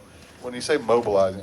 That means all their equipment are going to, and they're actually going to start working tomorrow. So But they'll be moving asphalt tomorrow. moving asphalt, at least, yes, they should be Pouring moving it. asphalt With tomorrow. the emphasis on the asphalt. Asphalt, Moving yes, asphalt. moving asphalt tomorrow.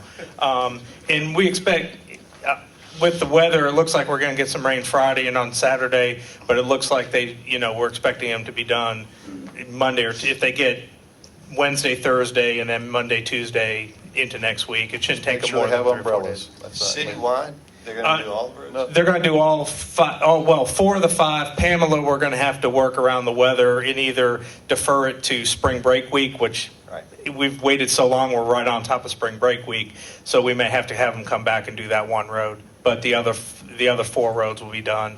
They'll just go 1, 2, 3, 4.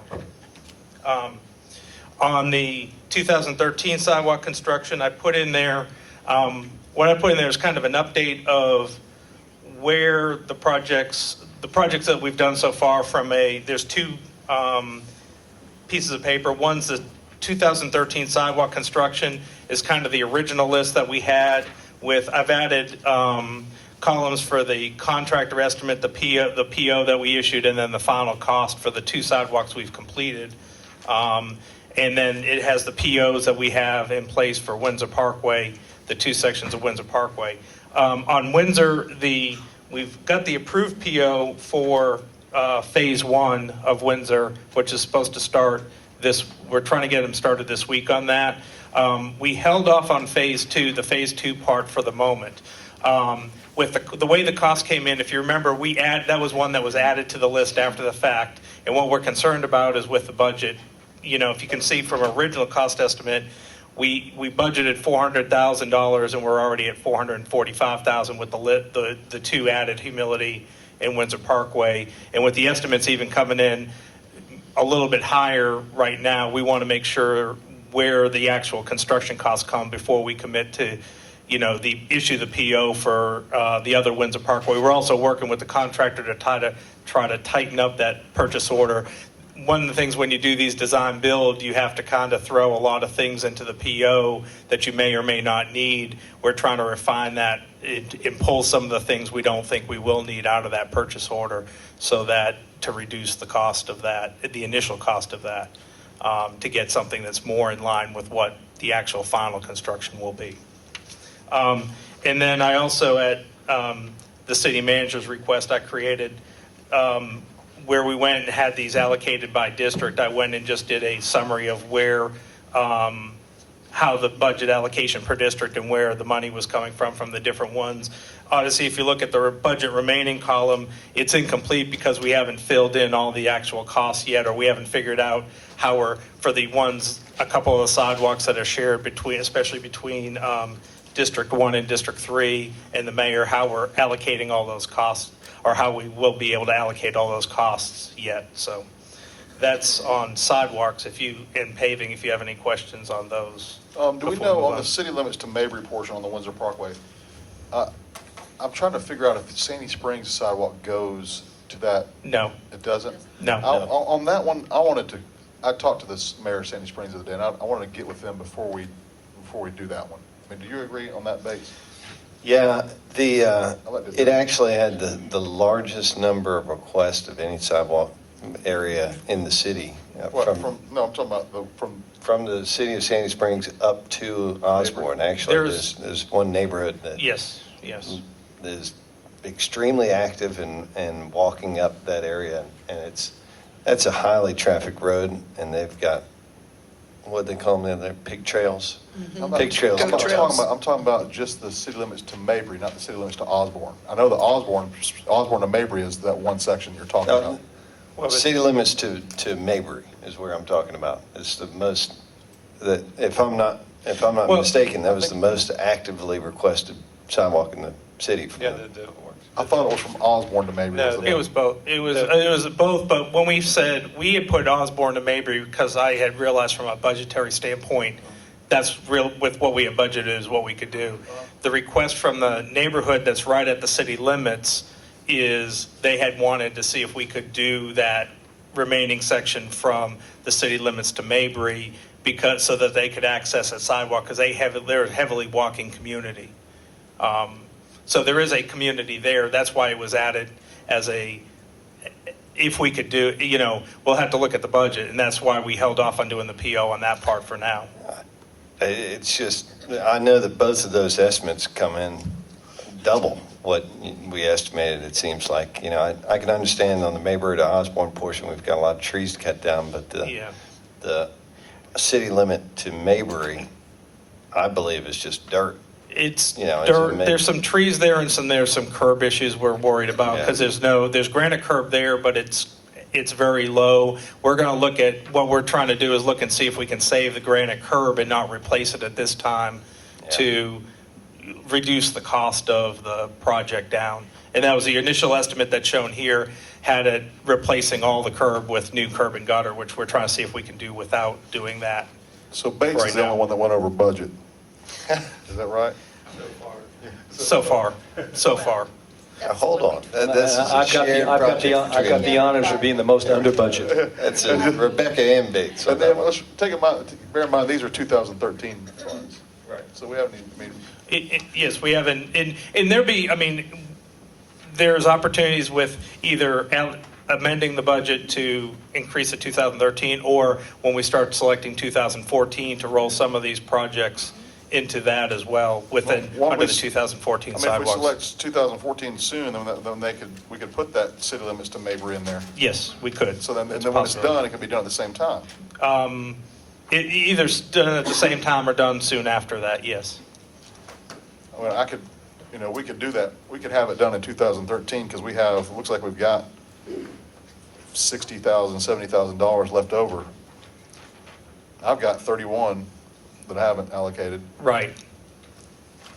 Okay, I'm going to have to step in here. Okay. Would it be fair to say if you've had a project done in your area, then let's go to another area that hasn't had anything? Is that before we yours? look at exhausting funds? Yes. Well, Thank you. But I have within that budget, I would use, that's why I have it broken down by district to where we're trying to honor the commitments we made to each council district. For example, Curtis Drive, that we would do that before my intention before we would Excellent. take funds to go towards another project that's not in the district. So. Well, isn't it true that some of these funds, especially the Humility Lane, I think that was it, also called for stormwater utility money? Humility didn't. Whichever one it Ashford done was. what he did. Ashford done what he did, and That's we're what I using a meant. little bit Sorry. we're using a little bit of stormwater utility on Windsor Parkway to fix the drainage as well. Right, so all of that was not sidewalk money. There was Yeah. some funds Well, in there that came this- from another account. Well, this is the amount of funds coming For the from the sidewalk. sidewalk Okay, itself. all right, thank I you. don't show the stormwater utility Okay. money in here. It's Okay. not included in these numbers. What do you Okay. think is the time frame on the Harts Mill Road piece? That's my next one. I hope to get the PO finalized in the next week or two and hopefully get that underway almost concurrent with Windsor Parkway. And both Windsor and Harts Mill include really doing a better job of creating the crosswalk and striping it. Windsor, it's more, we will enhance the crosswalk. The crosswalk at Osborne is in pretty good, and the ramps at Osborne Road are in pretty good shape. We are going to do some enhancements in the crossings and restripe the crosswalks at Mabry, because those are not in as good a shape as what's down at Osborne now. Harts Mill, it's pretty much creating a mid-block crossing. Yeah. And that one is all about the crossing. Okay. And So which of extending these, some sidewalks. which of these have not had the POs done besides Harts Mill? The Appalachie and Curtis. When do you think you can get the Appalachie PO done? Probably in about 3 weeks. That one's a little bit difficult because it's a lot of homeowners we have to deal with on that one, and What about mailboxes Curtis? and vegetation. What about Curtis? Curtis is trying to get with the school and just playing phone tag with them and trying to nail them down to be able to talk about what we need to do there on them. But 2 weeks on that one? probably a little bit longer on Curtis. That's the one. It's just the amount of work that was always going to be the toughest one from an engineering Gotcha. and coordination standpoint. And So you said a week on Harts Mill and then 3 weeks on Appalachia. Why don't we just put some dates down and then we'll have so we'll say Wednesday, April 2nd, is that the 2nd? For Harts Mill, we'll have an email from you with the POs done. All right, and then on Appalachia, what would that, 21 days from now would be? What is that? You know, 15th. The 15th of Or April? 14th, April 15th. 14th, April 14th. And then same on Curtis, April 14th. Okay. All right. All right, those are doable. If you can, I don't want to. Yeah. All right, appreciate that. Those are doable. All right. And then the last thing real quick is on the 2014 paving, what I've handed out is I have a map where we went through the local roads. Well, it shows all the arterials and collector roads, which are the main roads in the city. But then within the local roads itself, I went in and through there and divided it into basically 3 tiers. And I gave a description of what the tiers are. For time, I won't go into the detail on that. It's pretty, and I can answer any questions with that. What I also did is on the tier 1 roads, because that's the direction I had from the council about those are the ones we wanted to focus on. I went through the tier 1 roads and looked at all of those with the current pavement condition index and basically just ranked them from worst to best. And basically there's 2 cutoff lines. That first subtotal, based on what we had before in knowing with the arterial and collectors with Lenox Park Boulevard and Ashford Dunwoody Road, wanting to do those this year, we had about $750,000 left in the budget to do the other roads. And so I just kind of did the cutoff at 763, but that's a cutoff with what we have in the budget based on worst to best. Those are what we could do. Okay.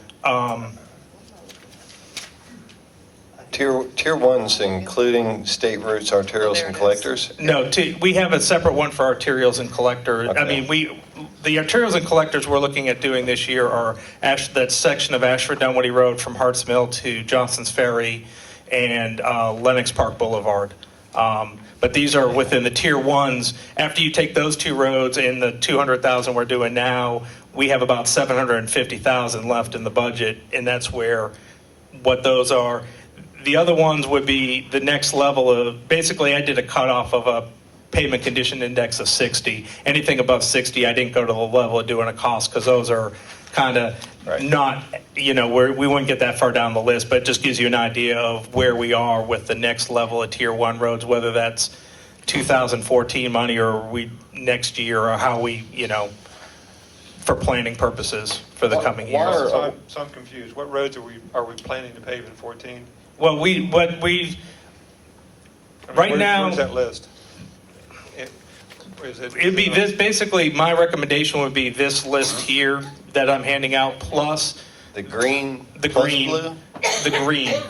Just the green. Just the green, plus Ashford Dunwoody Road from Harts Mill to to Johnson's Ferry, and then Lenox Park Boulevard, its entire length, or the roads. So Ashford Dunwoody and Lenox Park plus these green would be a total how much?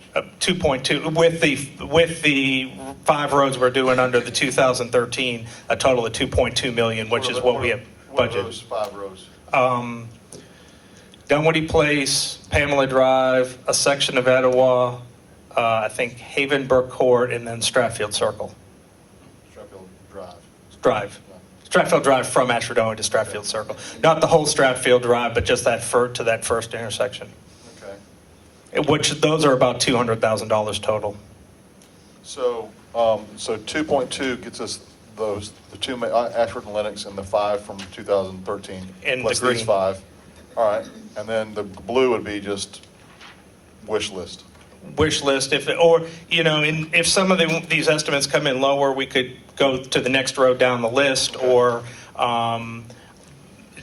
depends on how much we have left open. Okay. I don't see Dresden Drive on your list. Dresden's considered an arterial and collector. Isn't it 30,000 cars a day?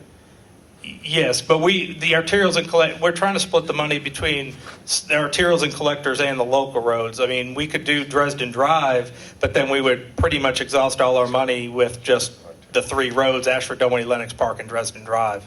I thought It's not, and Dresden's, I don't think 30,000. I think it's 11,000 a day. I thought the Dresden, we were having to wait. I mean, that's a big priority for me too.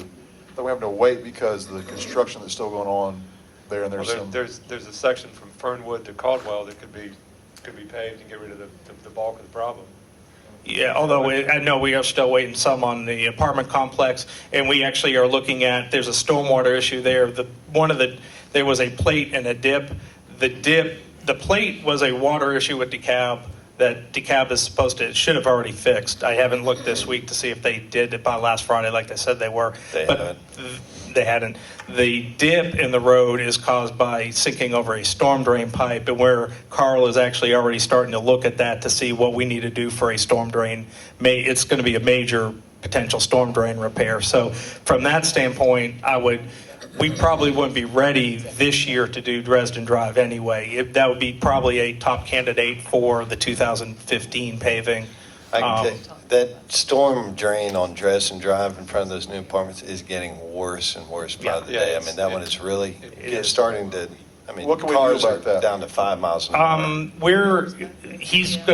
He has it scheduled to run a camera through it to see what the condition of the pipe is, to see if it can be lined.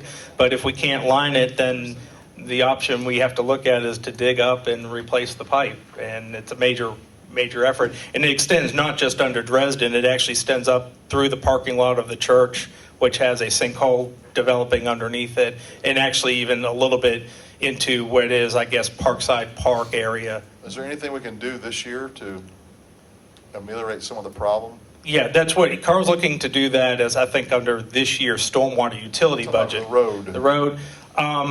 We could look at doing, as part of that, we would patch the road to take the dip out of the road, which would take some of the And that's what we roughness out. talked about. Yeah. The patch budget is different from the paging budget. Is that right? We have the patching work comes out of our maintenance budget. So Can we make sure that Dresden's number 1 on patching?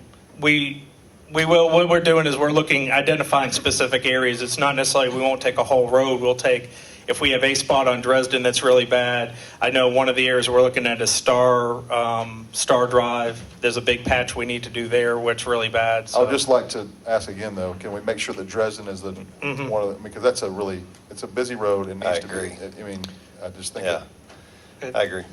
And again, like with the sidewalks, if we need to bring in somebody that can focus on some of these items, I keep hearing Carl's name. I mean, I'm sure there's engineers Right. out there that can also review storm drainage and see what the issues are. I mean, if we need to bring in somebody Right. as a project manager to help supplement you so that we can get these things moved forward, then let's do that. Well, Carl, this is the one with the dip. I mean, this is something we started looking at within the last couple of weeks. We are moving on it really fast, and it's, we are using the on-call stormwater contractors that he has available to him to do that work. So How long will that take, do you think?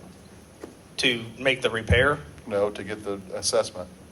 I'm hoping to have something next week, actually. Well, Wednesday, April 2nd?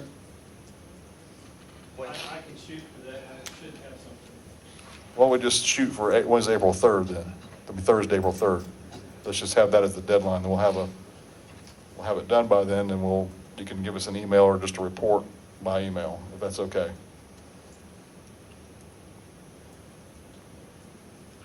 So that's just the assessment of the stormwater under Dresden at what's the name of the intersection? Fernwood. Fernwood. Is that doable by next Thursday afternoon? Yes, I already have the video. Uh-huh. The problem is that somehow or another, in the past with the cab, there's a bunch of concrete in the bottom of the pipe. So the issue is, can it be lined? Right. Because if it can't, then we're talking about excavating Dresden Right. Drive. But so we'll know if it can be lined next Thursday. Is that enough time for you, is what I'm saying? Yes. Okay, all right. Yeah, I'm not asking to be repaired next Thursday. I just want to know Yeah. if we'll know what the kind of repair it needs, if any. Yeah, we'll let you have to Friday to fix it. Well, and I'm going to be interested in the cost and how we stage that and how we prepare for that, because just what Jim mentioned, we brought on a project manager for these sidewalk projects, but we also need to look at some of these other bigger projects too. which- Is there any liability on the construction company for any of this damage going on that road that may incur this pipe? The pipe issue is something that it's not because of I don't think it's because of the apartment construction. The pipe issue is just, it's a bad pipe that's old and failing. It just happens to be where they're building the apartments. As far as the issue of the road being torn up because of the construction, unfortunately, we're implementing things with new developments, especially ones of that size, that we are making them repave the road. Unfortunately, this was one that was permitted by DeKalb County, and they didn't do that ahead, so our hands are a little bit tied on that. Thank you, Richard, I appreciate it. Chief, do you have anything to hand out? Do you have any fun handouts like Richard had? It's in the back of the packet. Is it? Well, In the wait a back? minute, so where did we leave the paving? We can't make a decision on it, can we? Well, I have one No. Not in a work session. No, but I still would like to I've received from one council member priorities, and I Right. still would like to get from the other council members what your priority list is, so Richard and I can sit down. Right here. Okay. So Richard and I priority can list will sit- be by this Friday. Okay, council members could get that back to me, By this please. Friday afternoon. All right, no I problem. just have, I just want to urge us to move forward with all deliberate speed on this. Our Correct. people have been waiting for paving since the beginning, since we formed a city. And the asphalt plants should be up and running, I hope, and I know there's a lot of planning that has to go into these. Let's get ready to pave. I mean, I really want to see some progress on this, and I'm a little irritated at the constant delays that we're having, and some of it is brought about by us. Yeah. So I urge my fellow council people to get their suggestions in, and let's get a finalized list, because we know it takes Public Works a while to get all of this stuff into bid. So, I mean, we haven't even done the 2013 paving yet. So we're, but And I would even suggest we reexamine some of those priorities too. but I thought what he said was that the 5 from 2013, plus this green, plus Ashford Only Lennox Park represents the paving plan, Well, that's 2.2. right? Is that it? That's what we budgeted, isn't it? 2.2. I need to sit down, Richard and I need to sit down and go over what he's presented to you all and where that falls in line with our laser truck and all of that analysis. And I know that some of you We're not in agreement with the rankings, and Right. I know that you've asked for more information so that you could better make a better determination. I think one of you asked for traffic counts. Right. Richard's had some difficulty getting that, so I know he's still working on that, and that needs to be shared back with the rest of you. Well, I think that Richard's done a good job of giving us a tier 1, 2, and 3. That's a traffic estimate. I think we can work with that. And I think we all know which roads are the most heavily traveled, and Right. which ones are the real cross streets that people use. So, again, I just urge us to move forward. If we've got some more roads to choose, let's get on with it. I mean, I guess if we want to go back on the 2013 selections, the 5 that he mentioned, to me, we've got these 5 here, we've got the 5 from 2013, we have the 2 major roads. So if you want to add more or change them, I think these roads here on this green sheet are pretty good roads. I mean, they seem to me to be, Well, are these in or out? The green? Yeah, I understood you to say the 2.2. The green is, the one shown on that sheet in green is what, at least my latest, based on the budget we have allocated and based on the rating and that they're tier 1 roads, that's what I'm putting forward as a recommendation. What I would ask from the council is give me and city manager your input to that so we can refine the list so that we can come present next council meeting, we can have a final list for approval so that we can start working on the bids. can you send us the 5 that's on from 2013 Yeah. plus the 2 and then this, with Yeah. all on one sheet? I will update that. Now, please understand that the 5 for 2013, they're starting to pave tomorrow, so we can't really, Well, Stratfield's already underway. Are the other ones underway too? they will be tomorrow. I mean, we've already got the PO and the contractors mobilizing tomorrow, So we need to So make a it is decision on these these 5. next 5, and Lennox and Ashford Dunwoody. In Lennox and Ashford Dunwoody is what I'm recommending based on the budget we have right now. Okay. So maybe I misunderstood you. I thought you were saying Ashford, Dunwoody, and Lennox Park plus the 5 roads added up to the 2.2. No, plus plus what you have in green as well. Plus the green. Add up to 2.2 million. So that's 12 roads. Okay. Well, West Nancy Creek was my suggestion, so Right. I'm good with that. All right. Okay. All right. And having just driven Curtis, oh my God. Yeah. Yeah, we got to do that. Okay. All right, thank you. Chief, did you want to give us any word? 2 minutes? Well, let's talk about the hours. That's what we're doing. That's what we're talking about.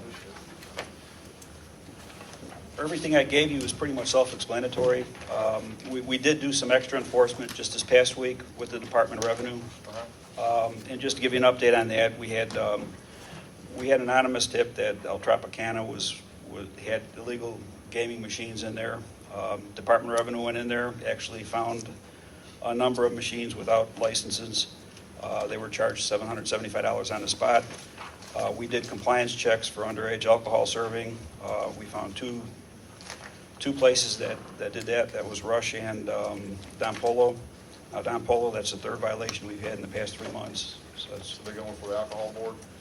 Well, that's one thing we've got to address with the city attorney because there's differences whether it's revocation or suspension. In most places, it's ongoing or escalating suspension. Okay. But going through everything, we checked with other departments. In your packet, I gave you incidents that we had, which are kind of time-consuming with the officers. I think we had 332 serious police-related reports from July 31st through March 18th, and we made 184 major arrests during that same time period. And that's from 2:30 in the morning till 6 a.m. So basically what I'm recommending is we change our hours to coincide with all the surrounding jurisdictions. So this whole list is just from 2:30 till 6? Yeah, there's actually 4 reports in there. They're broken down. I broke them down by offense and by locations. I saw a lot of reports where the arrest time was 11, 12, but then the jail time was much later. Are these two, the first section, is it all just tickets, the incident reports, are those just tickets? It's written on the top of it. Report 1 is incident reports by date, And report 2 is offense, incident reports by offense. Report 3 is arrest reports by date, and report 4 is charges, arrest reports by charges. Right. Showing what the actual arrests were. And checking with So- other agencies, I have a list of what the other agencies change their hours to. Atlanta just changed theirs recently within the past year or two.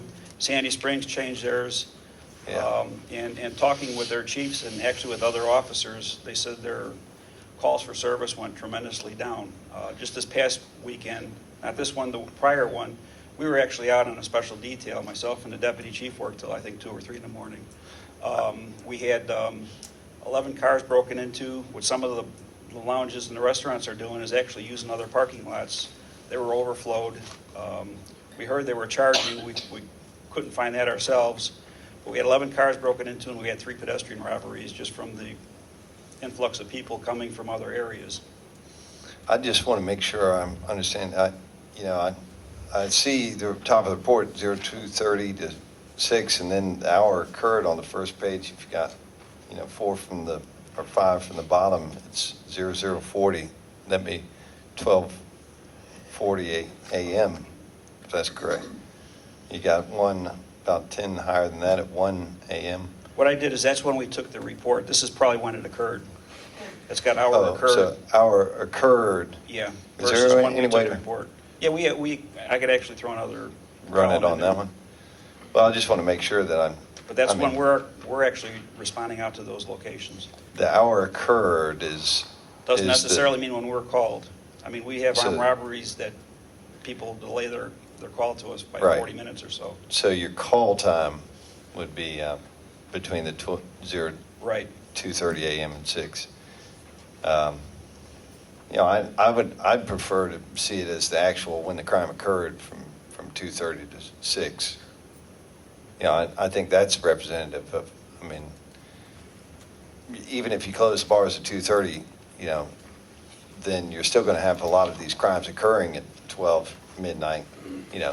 So I think those would not be You would, accurate. most of the other jurisdictions from, say, 3 o'clock until 6 in the morning, their calls for service go way down, and the officers are allowed to check with Right. other businesses and things. We had that smash and grab at T-Mobile, took place about 4:30 in the morning. Right. Yeah, maybe I'm not being clear, but if want you another could column. You want run another a column. report on the hour occurred between 2:30 and 6, I'd get a better picture of it. Rebecca? Well, I hate to disagree with you, Bates, but it just looks to me like the overwhelming number of calls, even the hour occurred, are between 2:30 and 6:30. I do see the ones you're pointing out, but the overall thrust is what I think the chief is saying, is that there's a lot of crime going on between 2:30 and 6 at a time when really our officers could be more proactive in terms of, Right.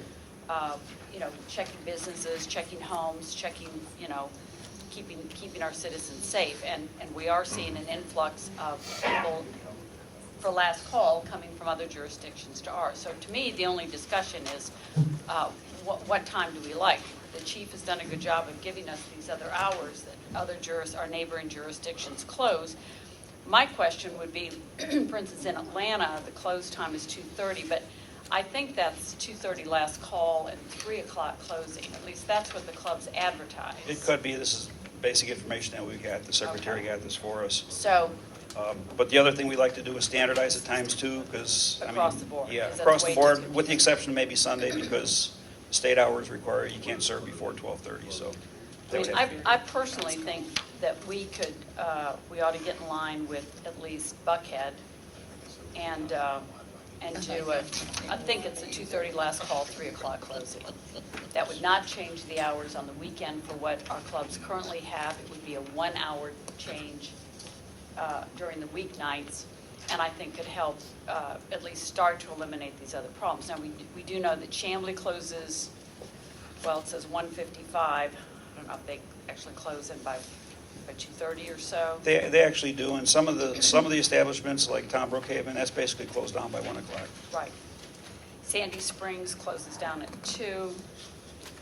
But, we're on the corridor with Buckhead. I think look, we don't want to be the nanny state, but we also don't want to be the Crime Central at these hours in the morning too. So I think we've got to listen to what the chief is saying about the enforcement problems, and without putting an undue burden on our bars. I mean, you know, look. The consensus I got from some of the bars, from most of them, was they're not going to be doing anything after 3 o'clock. Right, so I think that's a reasonable time. 3 o'clock? To clear out. 2:30 last call, 3 o'clock, please. What do you think, Bates? You know what we're going to do is, we're going to finish up here in 2 minutes, and then, because we've been going for 4 hours, we're going to start the next meeting at 7:15, if that's okay with everybody that's here. Can you give us an extra 15 minutes? I'd appreciate it. All right. Why don't we, do you want, this is not on the agenda tonight to consider for adoption. Do you want to put a notice out? Well, I think we deserve to hear from our businesses, so. We promised them that By all when we had our means. public information meeting, that we would share this information and have them come back in. Okay. Okay, I'd like to just ask the chief two really quick questions. One, I would like to see this report saying, by month, here's how many DUIs, here's how many assaults. Actually, they're in here, but Okay, it's just. just not- total like that? Yeah. Just If the you raw, go to just the the raw number? offenses and just go by the offenses that are listed, it'll have DUIs. I think there are 24. And then, so we got, just add them up, right? Yeah. All right, anyway. And actually, the addresses are in there. The one thing that we wanted to fine tune, and I talked with the city manager about this, but some of the bars have what they call teen night, and they do the bracelets or whatever, and I'm not sure if there's a way we could legally either make it a teen night where there's no alcohol served, because we're ending up with some serious problems with drug activity and. So when you say location, you mean street? Okay, can you say that there's a certain activity going around a certain establishment? That's what I'm getting at. Yeah. Okay. So how many of the establishments along Beaufort Highway are the prime contributors to a report like There's this? probably 4 or 5, I think, that we have issues with. And how many businesses are affected, do you know, if we go ahead and implement a change in time? 40 or 50. Yeah, I'm saying, are we punishing the people that are good about this at the expense of a handful? We need to think about this, because a lot of things are impacted here. Livelihoods, businesses. I think there's a lot more that goes on here than we're willing to accept. Hang on, I'm not done. A lot of it you can't control by the Just a second, business. please. 1 hour is going to Yeah, so crush your it's business. particularly when you've got the city of Atlanta and the number of bars and restaurants they have, they've gone to 2:30.